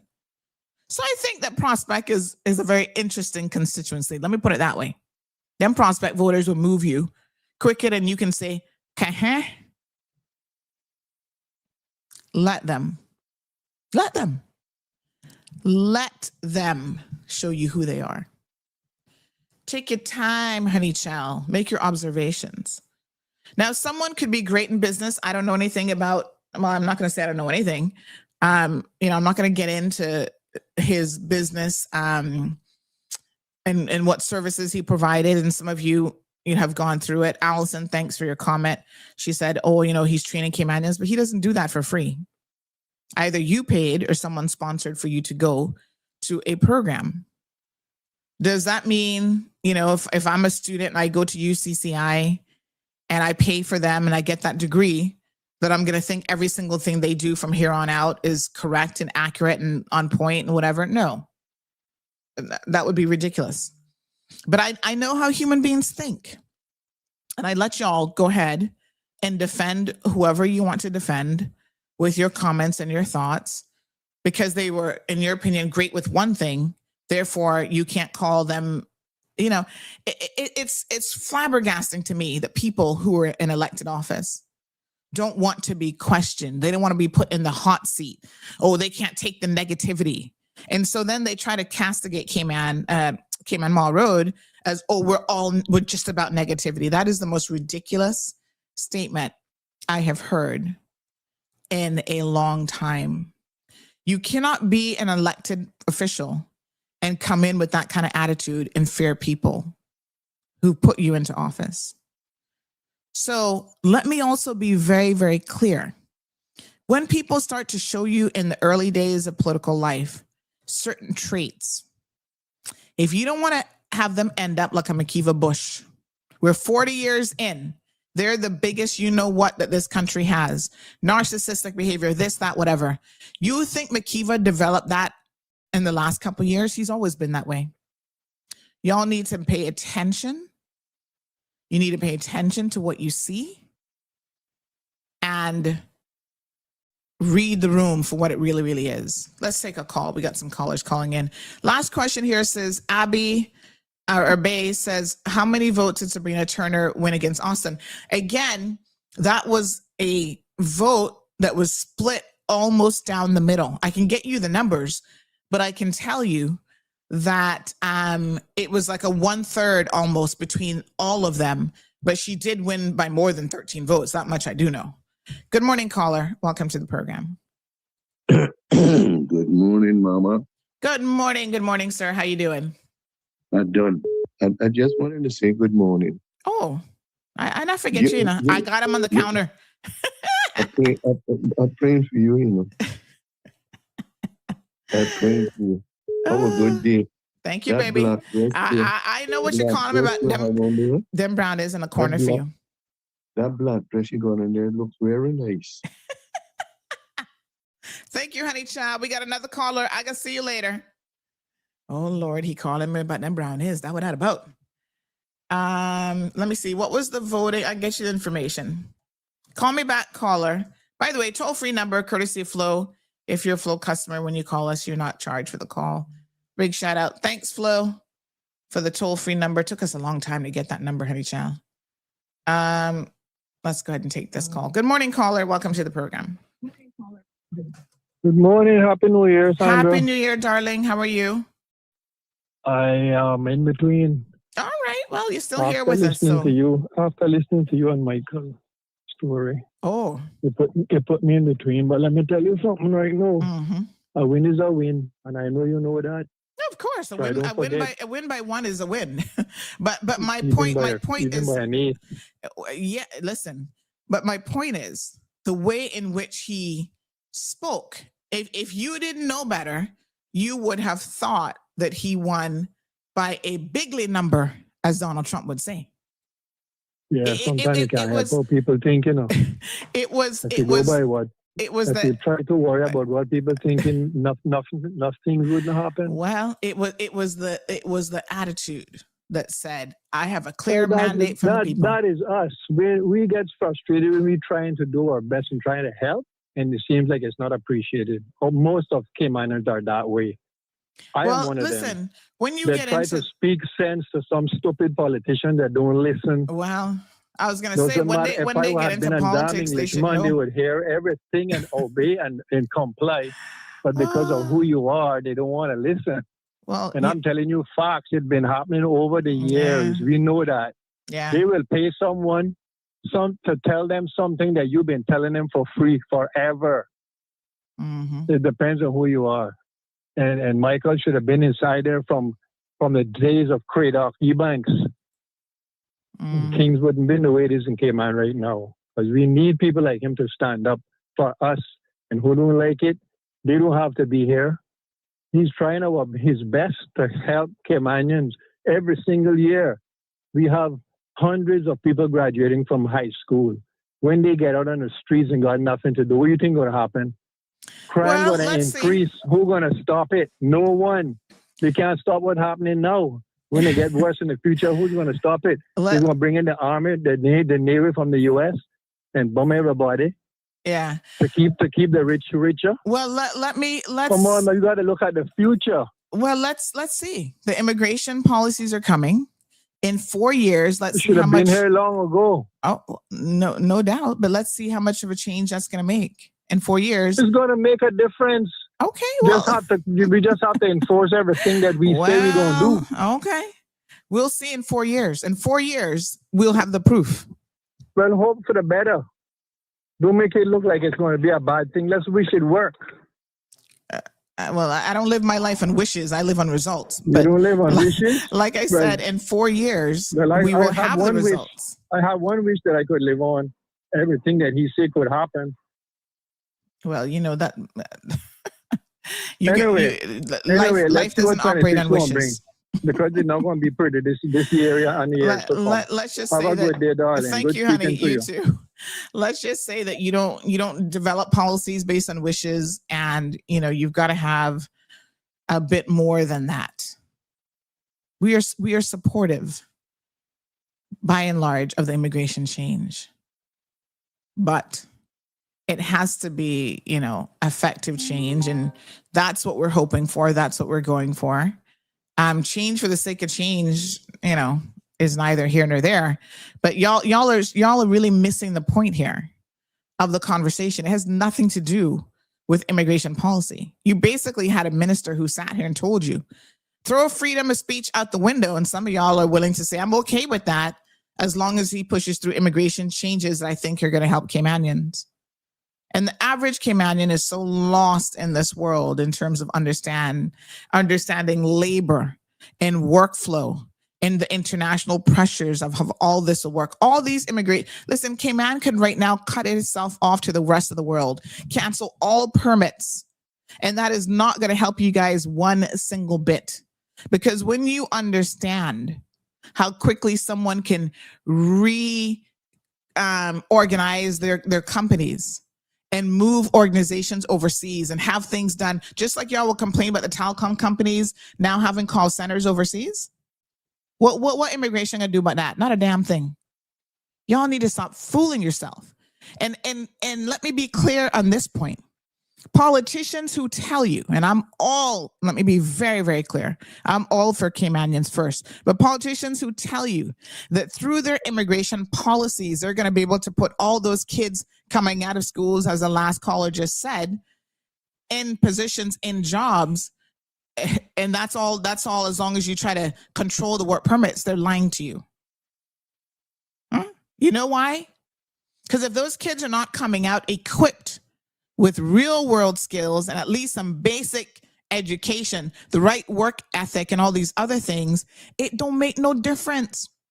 They are not going to advance and go anywhere in any of these organizations. You're not going to force an organization to hire Caymanians and fail because they're hiring Caymanians. So Let's not water down the real issues in this country and think that it's just a work permit issue. There are a lot of Caymanians who have piss poor. I was talking to my aunt yesterday at lunch about this. She said all these so-called starving children in Cayman, she says them parents need to do better. They need to get up and off their backside and go to work and set a good example. Huh? Immigration policies in isolation, no matter how pro-Caymanian you make them, is not going to help. Who is the biggest offender of these marriages of convenience but Caymanian themselves? Y'all acting like this is an expat issue. Those are your own people who are doing that. And for a couple of dollars in their pocket, destroying their own country. What politician can fix that? Come on now. Someone asked for the numbers from last time. There you go. Austin Harris had 30.38% of the votes. Michael Miles had 32.38%. And Sabrina Turner had 37.24%. So all very, very close. 288 votes, sorry, for Austin, 307 for Michael, and 353 for Sabrina. Good morning, caller. Welcome to the program. Good morning, Sandra. It's a very interesting topic this morning. I listened to your conversation yesterday. Day before with yesterday. Michael Miles. Mm-hmm. Day before yesterday, yes. I listened to it, and first of all, I must congratulate you for how well you handled it. Mm. You called the person up, and clearly he said he didn't want to talk, to come on your show and talk about immigration. I think that a lot of your listeners will agree that you handled it well, because even the comments as they came in, they were saying, "Oh, Auntie Sandy, you're handling it very well." That is the first thing. Secondly, I don't know why he has been avoiding to come on the show. He did say that, well, I talked to a lot of my constituents. Nobody has told me that you should go on Sandra's show. But he didn't say that those same constituents were telling him that don't go on the show. Okay, so I'm not even quite sure how he makes his decisions to do certain things or not. But so I found that interesting. But it seems to be an attitude, because I recall that can I say something, Balika, about that bit, right? Yeah. He's not just a representative for Prospect. So say the majority of Prospect voters didn't want him to come on the show. He's putting immigration policies in place that are going to affect every single one of us. That's for the entire country. He's a minister. Exactly. So I really want all government officials to stop this. This is where the one man, one vote really gets into their head, right? Stop pandering to just a couple hundred voters, especially when you're a minister, because you're representing the entire country and you're putting policies in place for all of us. That's why I said to him, this isn't, he's a representative of the people. He's a minister. All of us will live by these policies that this current coalition government is putting in place. This isn't about just his supporters. Yeah. And that emphasizes a thing that, if I can draw an analogy with some of the things that happen in the States, do you think that Barack Obama used to love to go on Fox News? Of course not. Because basically for Fox News were campaigning against him, but he still went there. MSNBC were campaigning against Trump, but some Republicans still went there. The way you do play the politics game and the accountability game is to be able to go to as many shows as you can, particularly those shows where the people are really listening. I'm calling you now from one phone call. I know that hundreds of people are listening. I have to be careful what I say, and I have to be grateful also that I'm wishing that many people is in the audience. By the way, you might not know that he was invited also repeatedly on air to appear on the short-lived Austin and Elio Straight Talk. They asked him to come on. One time they even spent as much as 30 minutes to say, why doesn't the minister come on? Which minister was this? The same Michael Oh, Miles. the same Michael. Oh, okay. The same Michael Miles. Oh, Elio and Austin went on for almost 30 minutes saying, this Right. was before the bill came out, saying, well, why doesn't he want to come on? We've sent messages, and they practically begged him, and they have a program within a program Okay. begging that he should come on. He refused to come on. Now, I don't think that they were even as controversial as some people consider you to be. They were sort of like still playing it safe, but he still he didn't want to go there. So maybe there might be a bigger problem there. But I would have wanted him to come on your show because one thing, my belief is that your show is one of the most exacting audiences. They come in, they ask tough questions.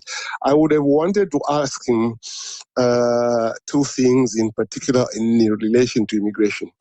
Well, one, you have already outlined today that this is always very difficult stuff to do, because don't think that because you press button A, the X is going to happen, because it is a much more complex issue. Exactly. And let me just pause you there, Blakey. It's Sure. those complexities that I say is important, right? So addressing these immigration issues in a linear way doesn't in and of itself solve our immigration problems. And for those of you who are sitting here saying that it does and thinking that it does, we need to work on that thought process a little bit more.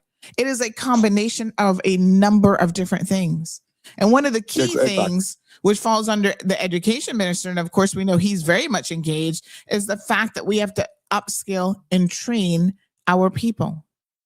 Without those two working hand in hand, in tandem with each other, you can do whatever you want with immigration. It's not going to work.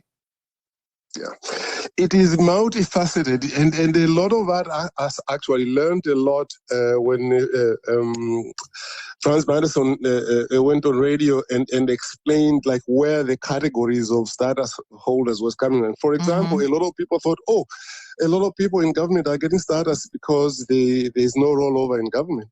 It turned out actually that the number of people who were getting status in government by purely tenure was less than 20 per year. They had only given something like about 250 to 275 in 10 years. So that's not where the biggest numbers were. And then it turned out that about half of the status grants were from marriages. And then that's why they came very strong on marriages. They said, okay, now in marriages, you have to be in Cayman for 20 years, be married for 20 years before you get status, which is very interesting because in a modern day society, particularly in Cayman, even good marriages that are not sham marriages are over in about 10 to 12 years. So you are going to say that if you have been married for 10 to 12 years, it will be presumed that essentially that you were in a sham marriage. No, they are trying to now punish, that is my opinion, they are trying to punish everybody who is now married to a Caymanian and assume that all of them, or at least the majority of them, are sham marriages. But let me make the last point, which is the most important one. In Section 35 of that bill, this is something I would have wanted to ask you. They have dealt with what are called transitional provisions. In a nutshell, how will this new law affect people who are already in Cayman? Now, they have made it clear in Section 35 that, okay, if you have applied for status or PR and your application is pending, you will be considered under the old law. If you have applied for judicial review or your judicial review failed and you are appealing that, you will go under the old law. Yeah.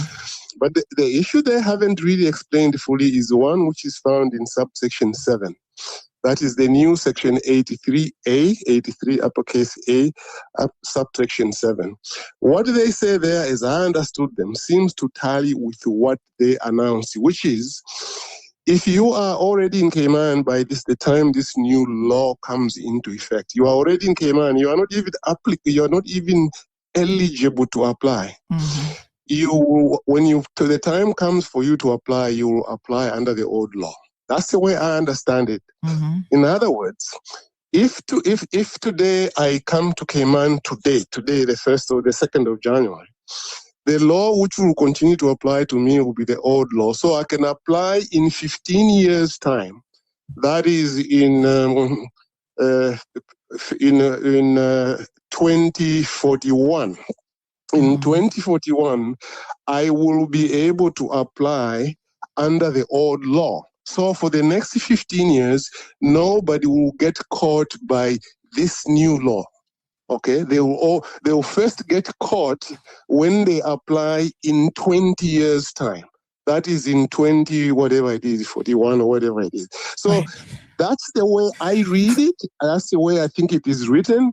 So Yeah. in other words, that those 20-year time limits, new 20-year time limits, and the 9-year time limits for PR, those will not apply except in 9 years and in 15 years. So in the next 9 years, nobody will be caught by the new law on PR. In the next And this is 20 why, years, nobody will be caught. yeah, Baliki, let me just say this. A lot of people are confused about these elements. And that is why we wanted to have the minister on to explain it. Exactly. People just want to understand it. How can you refuse to talk to the people and, refuse to explain to people? Now, what I also thought interesting is he basically said he's done a good job because he's been on Radio Cape Man, he's been on the Compass, and he's done a couple social media posts. So in his opinion, he's done a good job.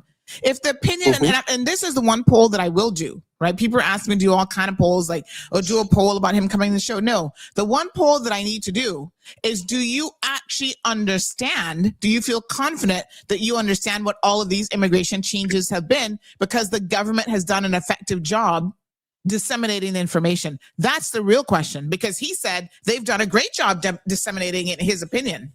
Now, they say that self-praise is no recommendation. Right?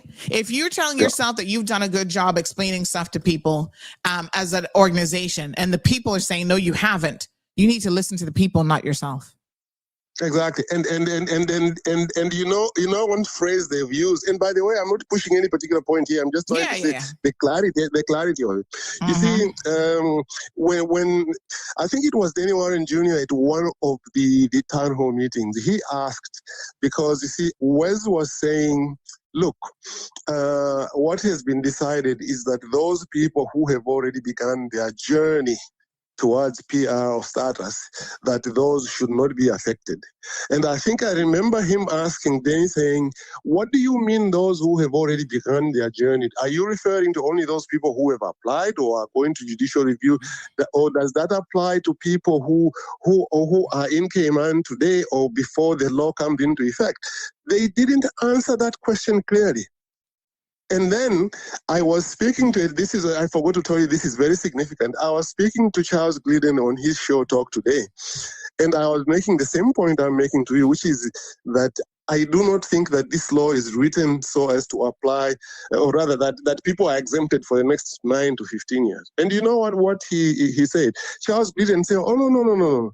They are not going to grandfather in those people who are already in Cayman just because they are in Cayman. They are going to grandfather in only those people who have applied or are going through judicial review. And I told him, I said, you have misunderstood it. You see? Charles Glidden, you see? And I can mention this specifically because I spoke about him live on the show. And I was surprised that he misunderstood it. Okay, and I still have to call him back actually because we ran out of time. So people like Charles Glidden don't understand it. Do you think that the other people in Cayman who might be a little simpler than Charles understand it? No. That's why Michael needs to come on and let people understand what he has done. My fear is that they know very well that some people might not agree with what they did in that aspect. So they are deliberately remaining vague because they have been asked numerous times to explain it. They don't want to explain it. Danny Warren has also called for a cap on grants. Now, again, you might agree or disagree with him, but the government has to explain why that is not acceptable. Because according to Danny Warren, he said that if you don't put a cap on grants and you gave 1,500 plus grants in 2024, and the birth rate, he has done this research, the national birth rate in Cayman is about 800 plus. That is both Caymanian and non-Caymanian, and that the actual Caymanian birth rate is under 400, then you are granting status at 3 or 4 times higher than the national birth rate. So you will be raised prescally in about 20 years. Again, you might agree or not agree with him. but let them explain why they think that's a bad thing or why it will harm the economy. Let them give us some figures. But anyway, I just thought that I should chime in. Let me ask you a quick question, and just in your opinion Sure. about the role of elected officials. Do you think it's the role of elected officials to explain to people, what is coming down the pipeline in terms of legislative changes, or do they just leave that to the civil servants? Which, by the way, like I said on Wednesday, the civil servants are also not coming on the show from that ministry and that department. So this is a very interesting one, actually, because there are some people who think that civil servants should not be overly involved in the public campaign to promote legislation, because sometimes that can undermine their independence as they go from government to government. Okay, so some people really prefer that, look, once the civil servants have done their job internally and so forth, and then it goes to parliament, when it goes to promoting it, it shouldn't really be the civil servants, because they are just technical people. I know that as legislative council, although legislative council, we were always in a different category, it is considered highly improper for a legislative council to go to the public and promote legislation. But that was because we draft legislation. Now, the civil servants might be in the regular civil servants might be in a slightly different position, but it's a controversial area. But the principal reason, the principal parties who should promote legislation, it should be the politicians themselves. So, because it does beg the question about what MPs are even doing when it comes to laws. So. Well, let's see how this is. Yes. I mean, I like Danny said yesterday, and you said, I hope that he can change his mind. I think there's nothing that you said yesterday which would make him dig deeper and to say he didn't want to come on. If anything, I think the chances are that he was given a chance to reflect again on whether that's a good thing to do.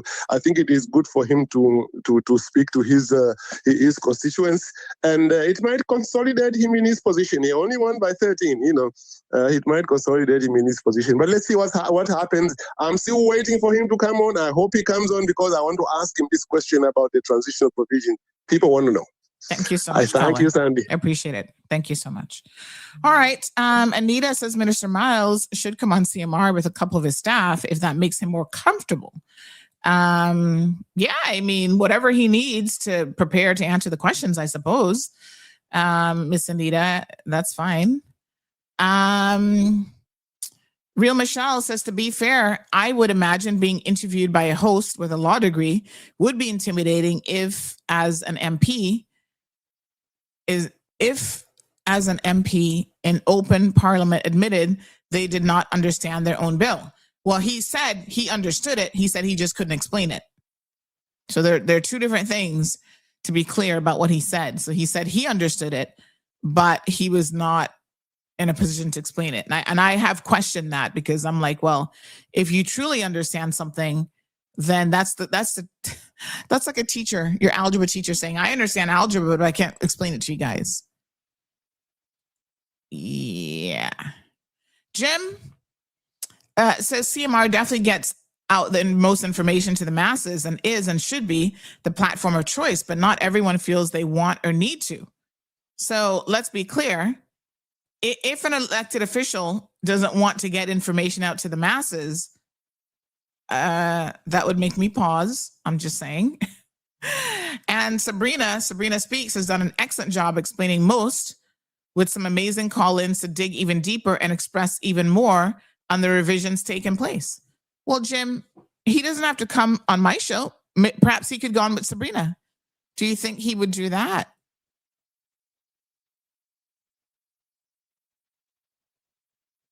"30 seconds later.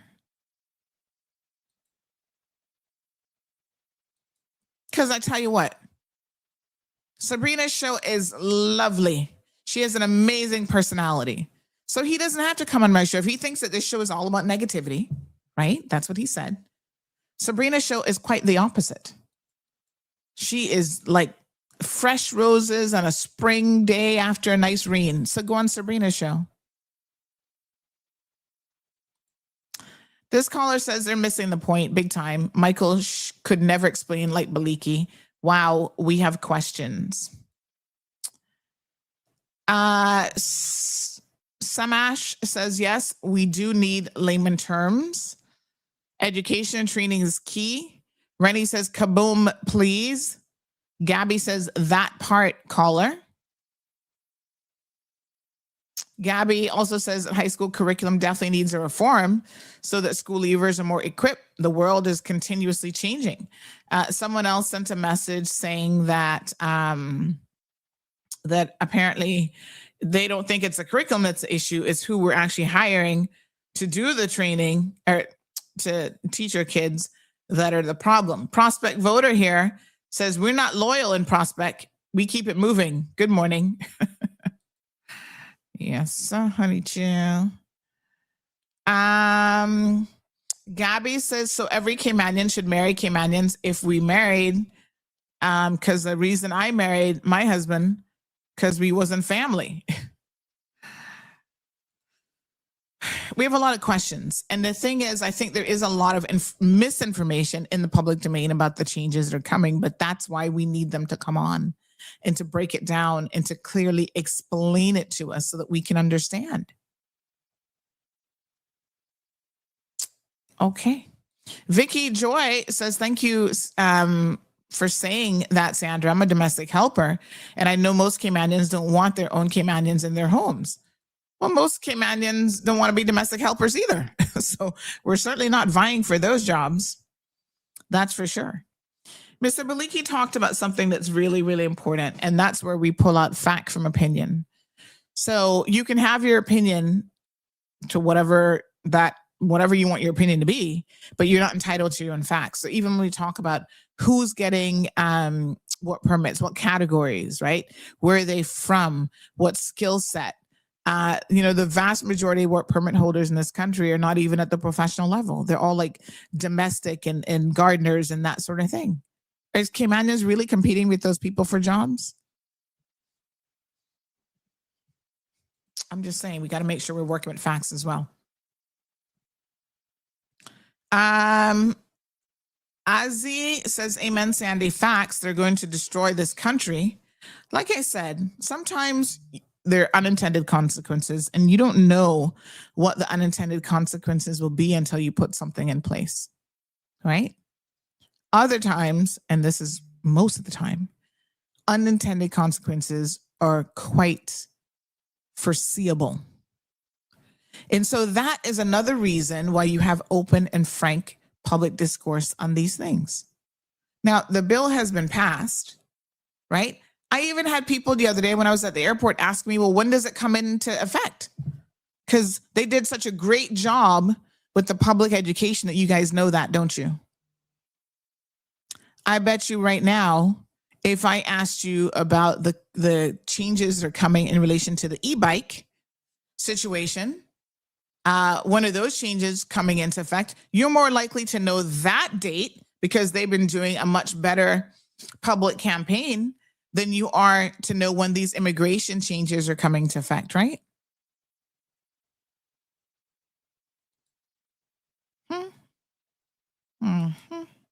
I'm just saying. Who can tell me when they're coming into effect? Did they come into effect yesterday? I challenge anyone right now to call in and tell me when these, because again, they've done such a great job. The ministry's done an amazing job. I'll give you $100 cash right now if you can tell me when are these changes coming into effect.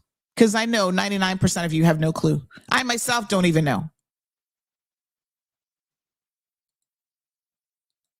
That is the point. That's the point, right? When someone thinks that they've done an effective job at something, and right now the poll question is up, please go vote in the channel. Has the government done a good job explaining the incoming immigration changes? 17 people have said no, and 6 have said yes. But yet you have a government minister who sat here on Wednesday and said yes. Good morning, caller. Good morning. What Minister Miles did say in Parliament when I think it was the same day that him and Kenneth were having a lot of back and forth, was that the new law would take effect no earlier than March 1st, 2026. That's what he said. He said he couldn't give an exact date, but it would be no earlier than March 1st, 2026. So it's definitely not today or before March 1st for sure. Mm-hmm. But we because they were continuing to go, do their back and forth, and I guess get their final law act or whatever you call it in place and get things gazetted, it definitely would not take place before March. So there you go. I appreciate it. Thank you. I appreciate it, honey. Someone asked the question, by the way, is Dan Scott no longer the leader of CINP? So let me try to explain this as parties go.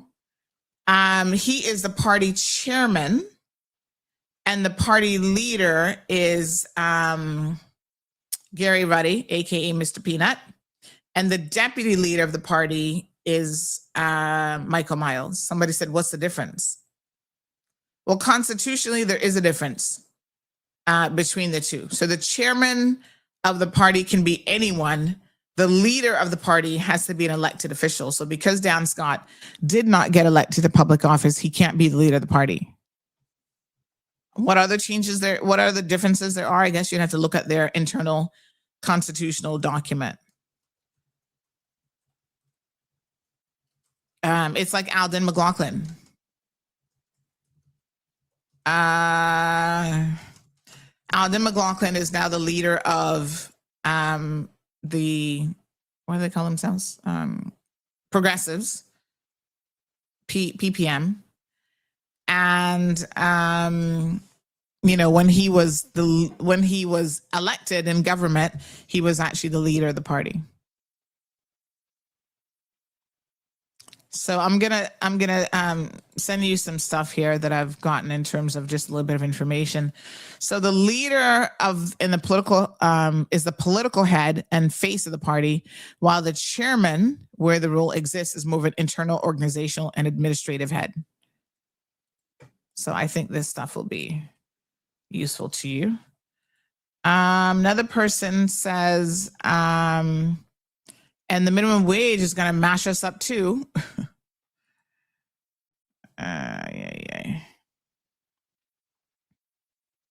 Let me see. Good morning.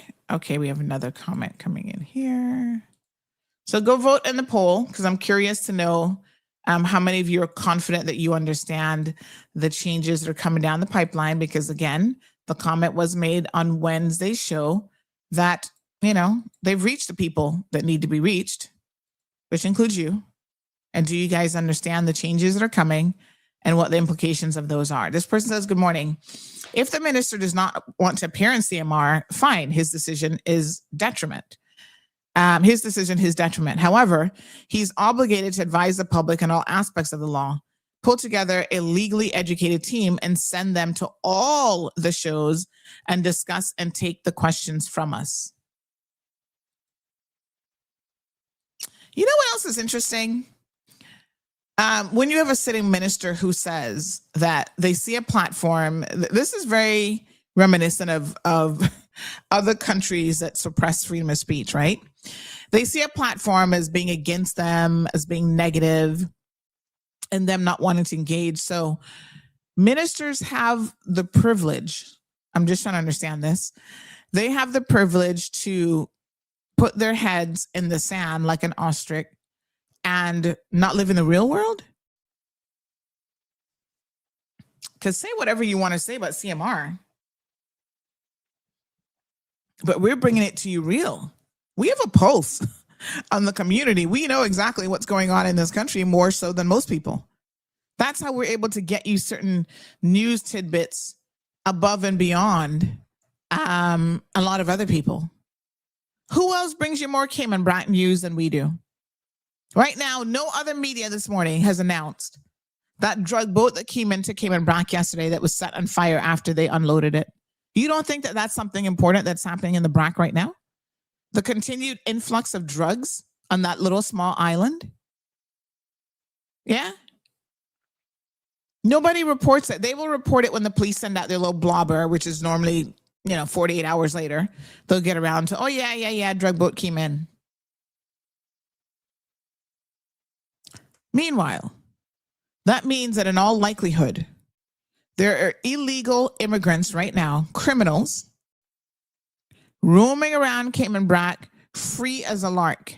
And nobody has notified the Brac community, the Cayman Islands community. Lock up your houses. Make sure you're checking your cameras, your Ring cameras and whatever, because there might be some people now low-key looking to hide out in some of these homes that are vacation homes and whatever on Cayman Brac. We have the pulse of the community. So you don't have to like this platform. That's your business. But you cannot, as the minister actually did, you need to go back and listen to what he said. You cannot sit down and tell me, yeah, that, oh yeah, you guys don't really have the numbers. I'm like, what? We don't have the numbers? Nope, nobody's really paying attention to CMR. Are you kidding me? I can prove to you, beyond a shadow of a doubt, even on social media,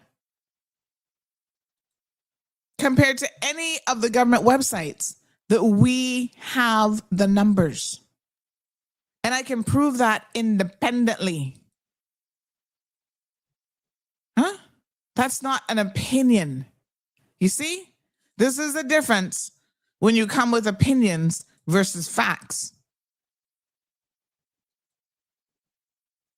Thank God for all of the amazing platforms and numbers that are available. What WRC social? Let me see if I can find there. Do they have a Facebook page? I don't even know.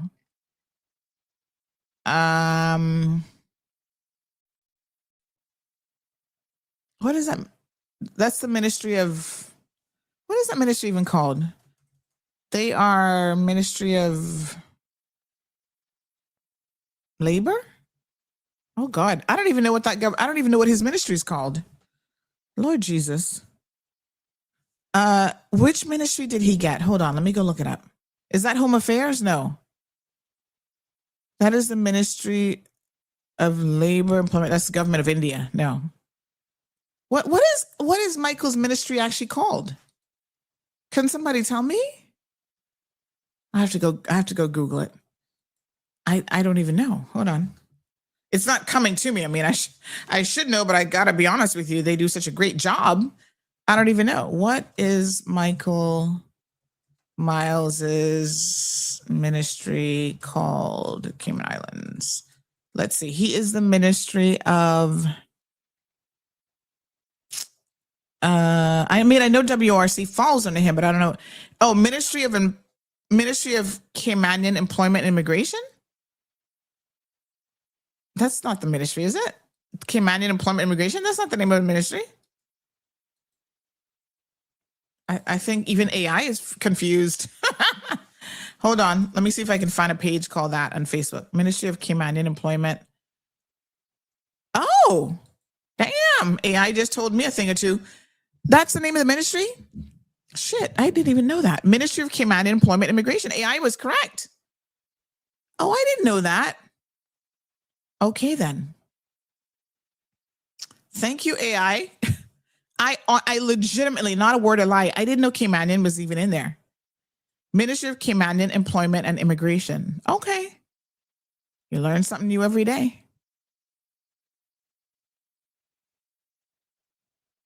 There you have it. All right, so they have 3.9 thousand followers. And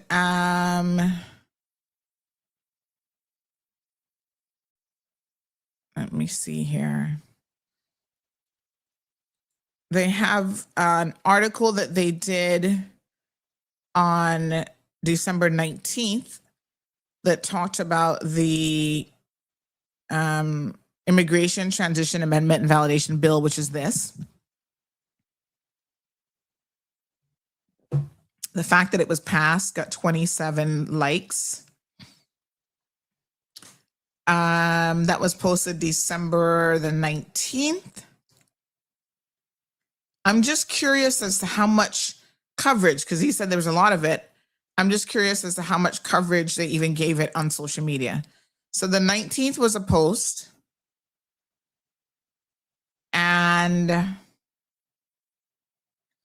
looks like the 10th, there's a sound bite from him of a minute. Got 5 likes. 751 views. Somehow they end up posting the same thing twice, I think. 1 minute and 8 seconds.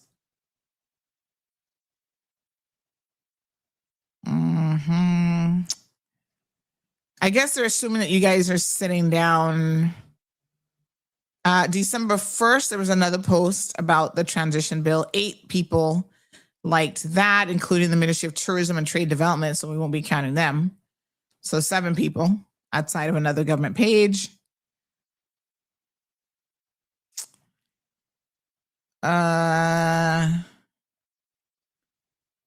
They did something on November 21st. 4 people liked that.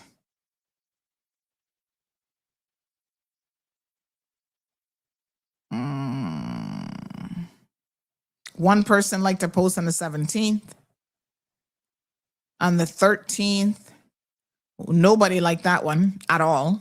And that was about the immigration bill. It says join the conversation. So this is the public consult part of it. They had another one on the 13th. Nobody liked that. They had a series of posts on the 13th about the immigration bill. Nobody liked that. November 7th, this is when they were getting people, like gearing people up for the transition, for the consultation.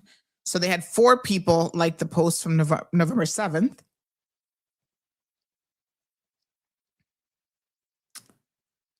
Um, 12 people liked one from November 4th. They did pictures apparently of a town hall meeting that was held for North Side and East End. 3 people.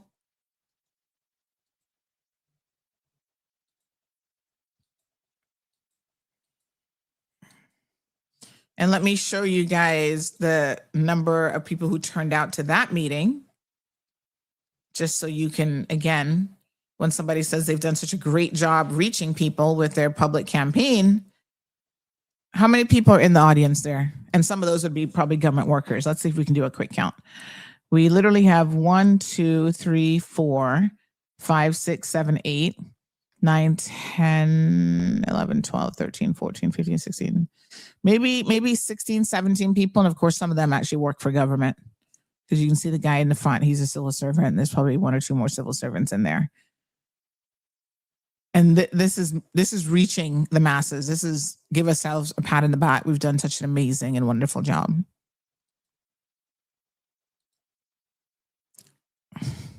Help me out here. Help me out here.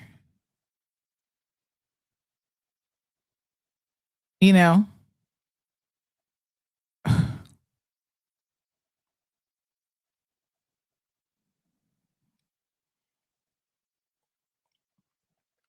they had a bigger one here at the Mary Miller Hall, but really not by much. Again, facts. This is Mary Miller Hall.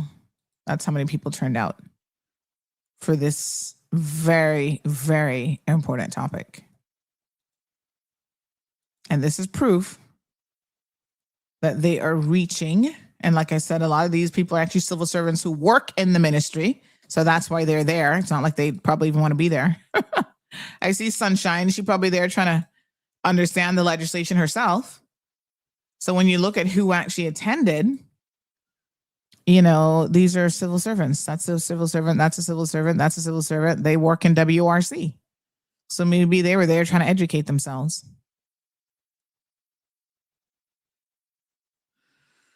All right. Well, one thing for sure that I know is time is the great equalizer. That's right, Real Michelle. What has been hidden in the shadows will come to light. Good morning. Good morning. Buenos dias, Ken. How are you? Yeah, thanks, Carrie. I gotta be honest with you, I didn't even know they change up the names of these ministries like every 4 years, so it's kind of confusing sometimes.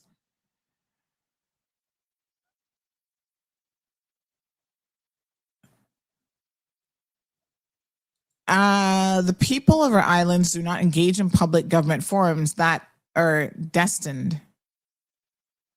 Well, I think RMR, the truth of the matter is, there is, in this day and age, we're in 2026 now, right? If I ask most of you, what's the best means of reaching you, the public, you're not going to say setting a meeting at 7 p.m. at Mary Miller Hall or whatever. Not to say that they shouldn't have those, because I guess those 5 people who attend who are not civil servants need to know what's going on as well. So, I guess.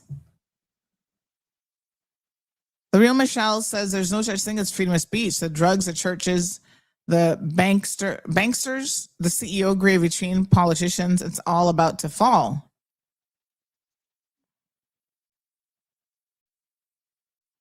Carrie says the cocaine has not stopped because some of them dealers are protected by corrupt persons in the police. Well, I understand that some of them are actually, I'm shocked when I heard this the other day, that some of them are actually known drug dealers, but because they work with the police as informants, they give the police misinformation, by the way, that, yeah, apparently it's still on. So what a mess. Real Deal says the lack of involvement by many of the parents is part of the problem in the education system. Yes, I do agree that we have many of the wrong people teaching our children, hence the need to be involved. Carrie says, I got the news from you about the boat. Lord have mercy. What a mess. RMR says it's time for Caymanians to wake up and engage with what's happening in our country. We can no longer stick our heads in the sand and hope for the best. People should have come out to the public forums. RMR, you need to listen to what you just said, right? If people don't engage in that way anymore, that's so 1990s.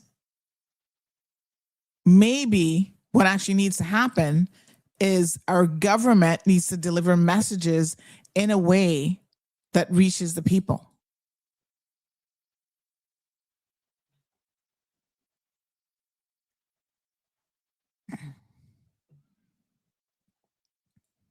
I'm just saying. You're asking, you're running a marketing campaign and you're asking people to adjust their behavior. That's not how marketing campaigns work. You have to adjust your campaign to meet the people where they are. That's the whole point. That a pint. That is the pint.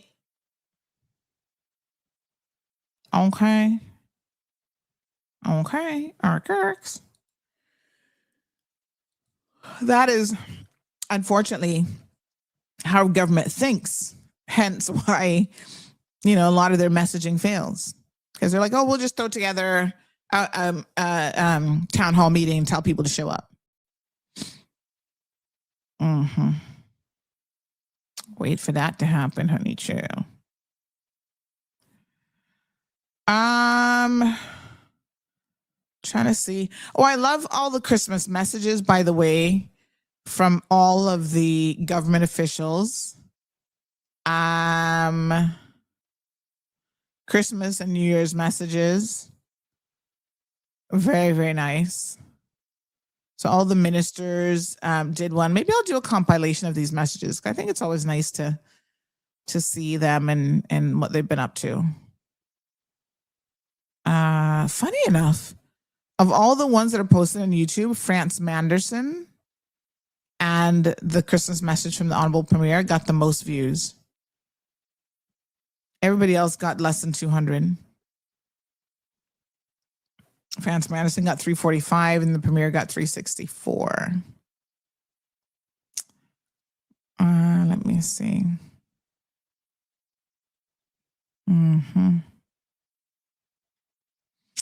I'm just trying to see if did they live stream these meetings? I'm just trying to see if that happened. When was the consultation period even? Let me see. October. So let me just scroll down a bit here and see if they were available for live streaming.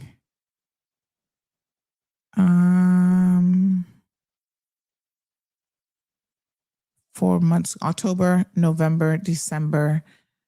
So about 2 months ago, I'm not really seeing anything. I'm seeing 100 days from 4 months ago, 4 months ago. They didn't live stream the meetings? Huh. Okay. 3 months ago. 3 months ago. I'm just having a quick look. No. Doesn't look like it.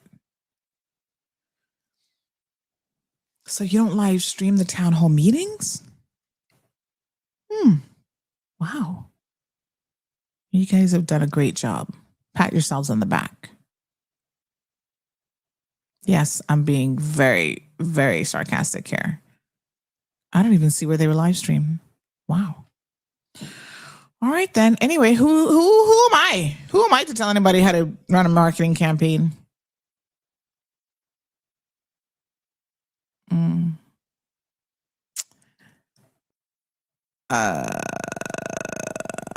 Okay. RMR says Caymanians have to now ready themselves for opportunities. We will always need immigrant workers. We have to carefully manage our economy.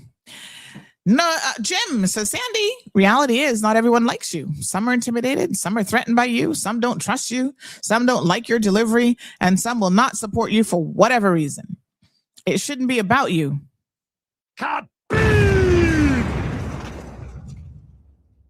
But it is when it comes to some people. I don't agree with everything you say, but we're still able to respect one another and express ourselves openly and freely. That's called freedom of speech there, Jim. Freedom of speech. That's where it's at. The meetings all had the options for people to interact via social media. Where? Because I just looked on the government YouTube channel and I didn't see any. Let me check that Facebook page for live events. No past live events. Okay. So where were they engaging online? Where was it live streamed?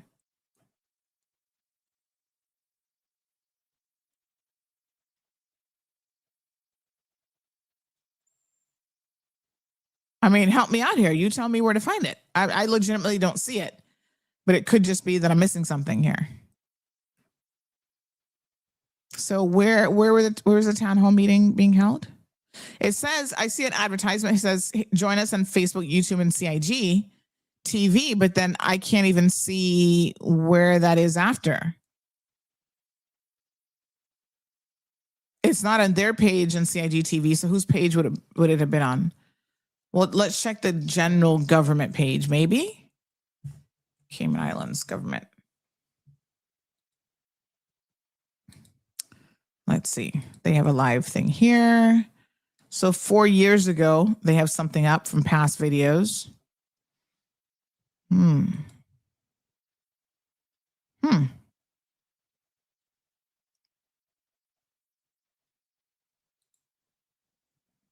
don't know. Help me find it. Because one of the things I know is people, like even with this show, people like the option to be able to go back in time in case they missed it initially and liked. And, you know, like it and watch it and whatever. Or not like it and watch it, whatever they want. And you can ask the minister questions in the comments.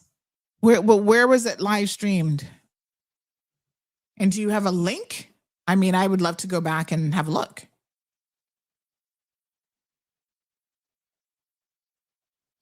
All right, someone on Sabrina's show from the UK said he broke down the bill using AI in layman's terms. I tried it and amazing how it caused you to question it after you got to understand it in layman's terms. Question it in what way? Like question it like because you didn't understand certain things, or question if it's actually going to work. So there are lots of, there's lots of tools that can certainly help you with this, but yeah. So RMR says that I went to the Mayor Miller Hall meeting, which was live streamed. Questions received from the public via social media. All right. Well, share the link if you have it. I'd love to be able to watch it. Sandra, the DPP don't record their decisions, so no surprise, nothing is live streamed. Wasting public purse. What do you mean record their decisions? Oh, you mean their internal decisions and how to proceed? I guess because there's no requirement in law that they do that. And until the law is changed, then there you have it. I think it was live streamed. Fresh Joe says the bill needed more time and fine tuning. Spending will decrease. Spending on what? All right. If anybody has the link for the live stream, because I couldn't find it on the government YouTube channel. I couldn't find it on their Facebook pages. So if you have the link from those town hall meetings, please share it with me, because I'd like to be able to go and have a look. Okay, folks. I would like to add that you are indeed correct. I only know that from listening to the House. I haven't heard that from any other forum. Heard what exactly? Sorry, specify, because that was at 9:42. God only knows what I was saying at 9:42. This one says, leave the losers. Our CMR standards are too high. Somebody said Martha is Michael's comms person. Who's Martha? I don't know who Martha is. Okay. All right. Anywho, please keep in mind, someone says immigration law is March.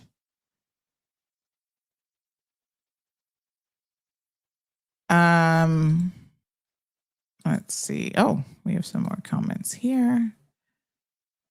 It's so funny though, because the country was so ripe for immigration reform that anybody who does anything with immigration reform is naturally going to be seen as a hero. I think that is interesting.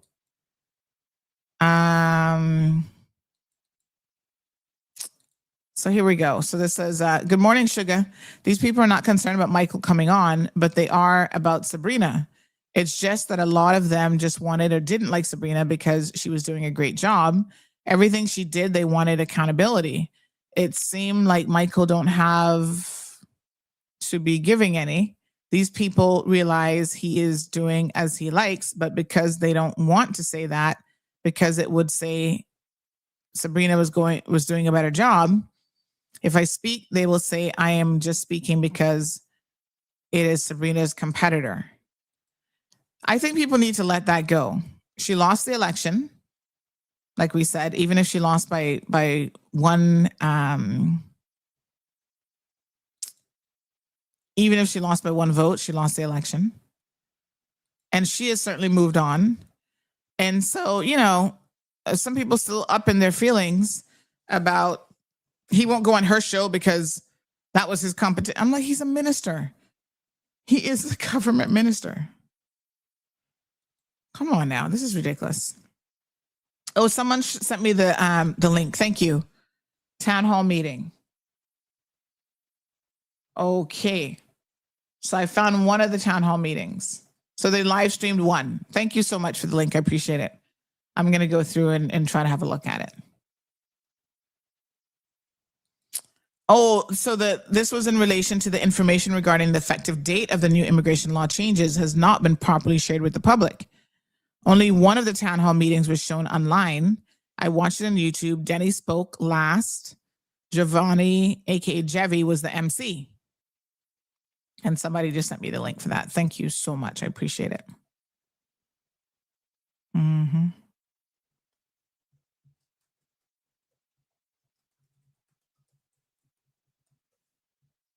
Mm-hmm.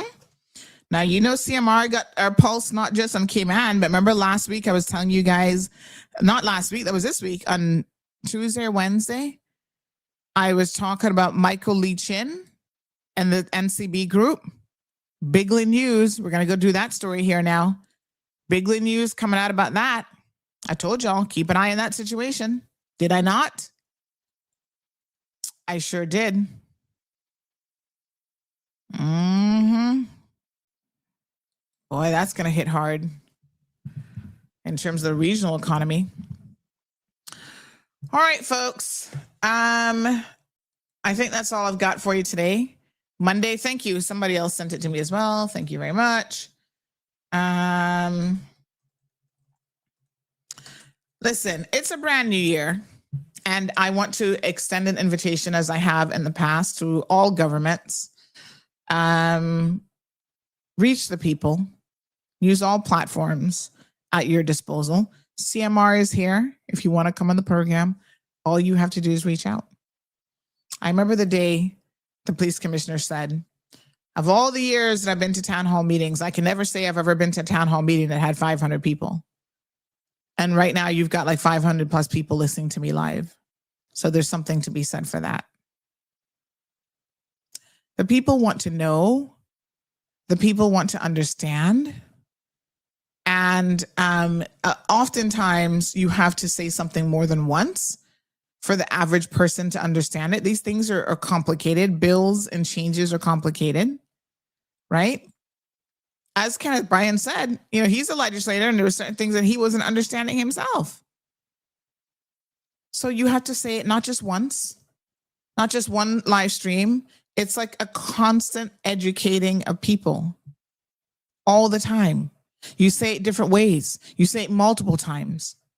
And that is ultimately how you engage and you get people to, you know, understand what's going on. More and more, we're dealing with people with shorter attention spans. That's why even the social media platforms now, all of them, Instagram, YouTube, Facebook, they're all moving towards reels that are less than 3 minutes because they know the algorithm tells them what gets the engagement and what doesn't. So if social media platforms that have millions and millions and probably into the billions of followers are adjusting themselves and how they reach the people, what say you about government officials also making the necessary adjustments? The comms team making the necessary adjustments and how they are reaching people.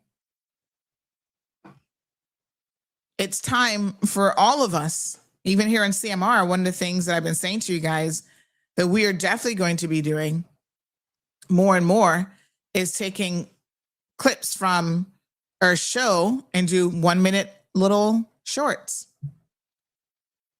Because we're trying to reach more people in a more effective way.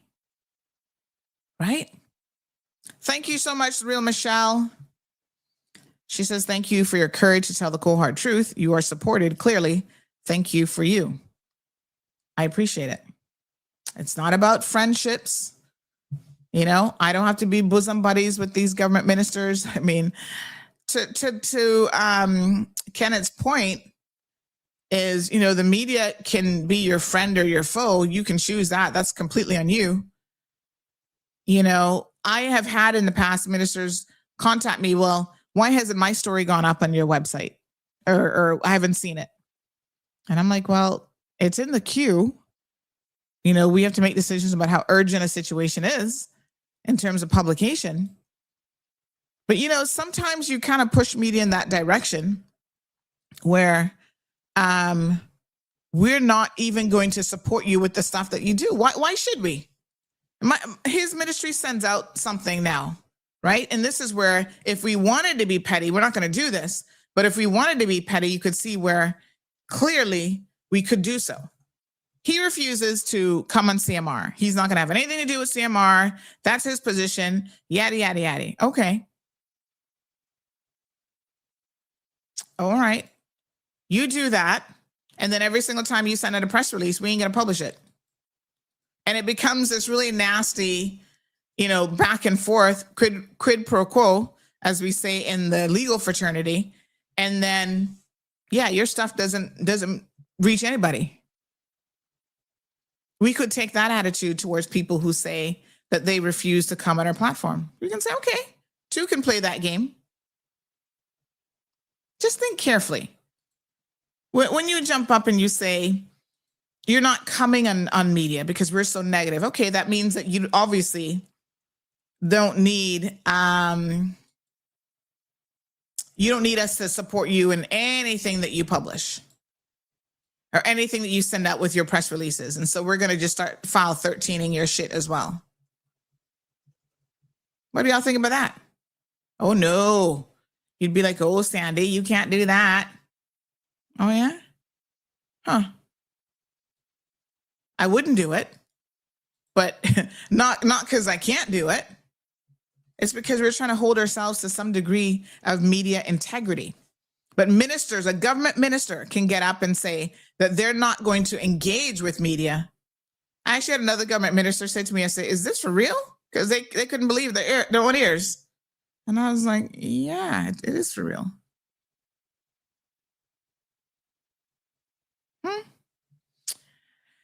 Anyway, beautiful folks. Yes, Jim, 2026 is here. You guys did not remind me to get up and do them squats. I'm going to get up now and do a few more.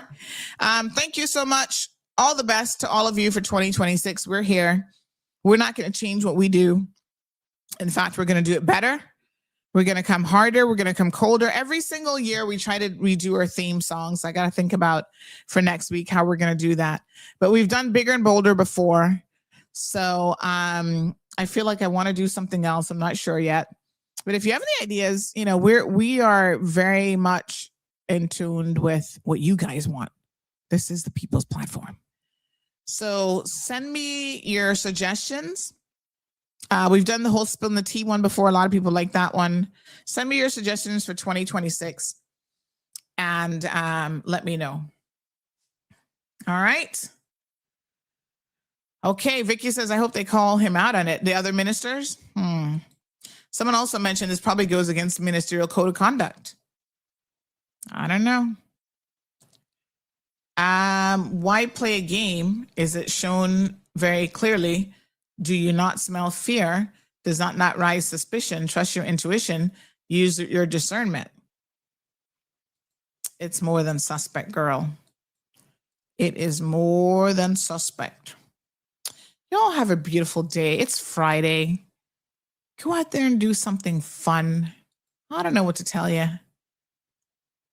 But I think that you should do something fun today. It's a beautiful day. Oh my God, the weather has been gorge. Loving, loving, loving every minute of it. And yeah, we're here for it. It was sweater weather. I definitely had to put on a good sweater yesterday. Brr, the ocean breeze up north side was nice, but chilly. Have a beautiful day, folks. See you guys back here on Monday. And we should be back with regular shows this week. So the content creators took off Christmas week. And some took off this week. But we'll be back in full force for next week. So Sabrina's show should be back on Monday. So tune in to her at 5:00. Be safe, please. Oh, yes, you're outside now. Isn't it gorgeous, Jim? I'm going to go and spend some time outside today, too. Get that nice little breeze on my skin. All right, you guys have a beautiful day. We'll see you on next week, Monday. Have a safe weekend. Please be safe on the roadways. Let's aim for 0 roadway deaths. That's what we're aiming for. All right, people. Take care. Bye-bye. Thank you for tuning in to another episode of The Cold Hard Truth on Bobo 89.1 FM. Cayman's #1 talk show is live weekdays from 7:30 a.m. Never miss an episode again. Watch anytime on CMR's Facebook and YouTube channels for the latest show episodes. Don't forget to follow us online on our social media channels. And visit CaymanMarlRoad.com for all the latest news and community happenings.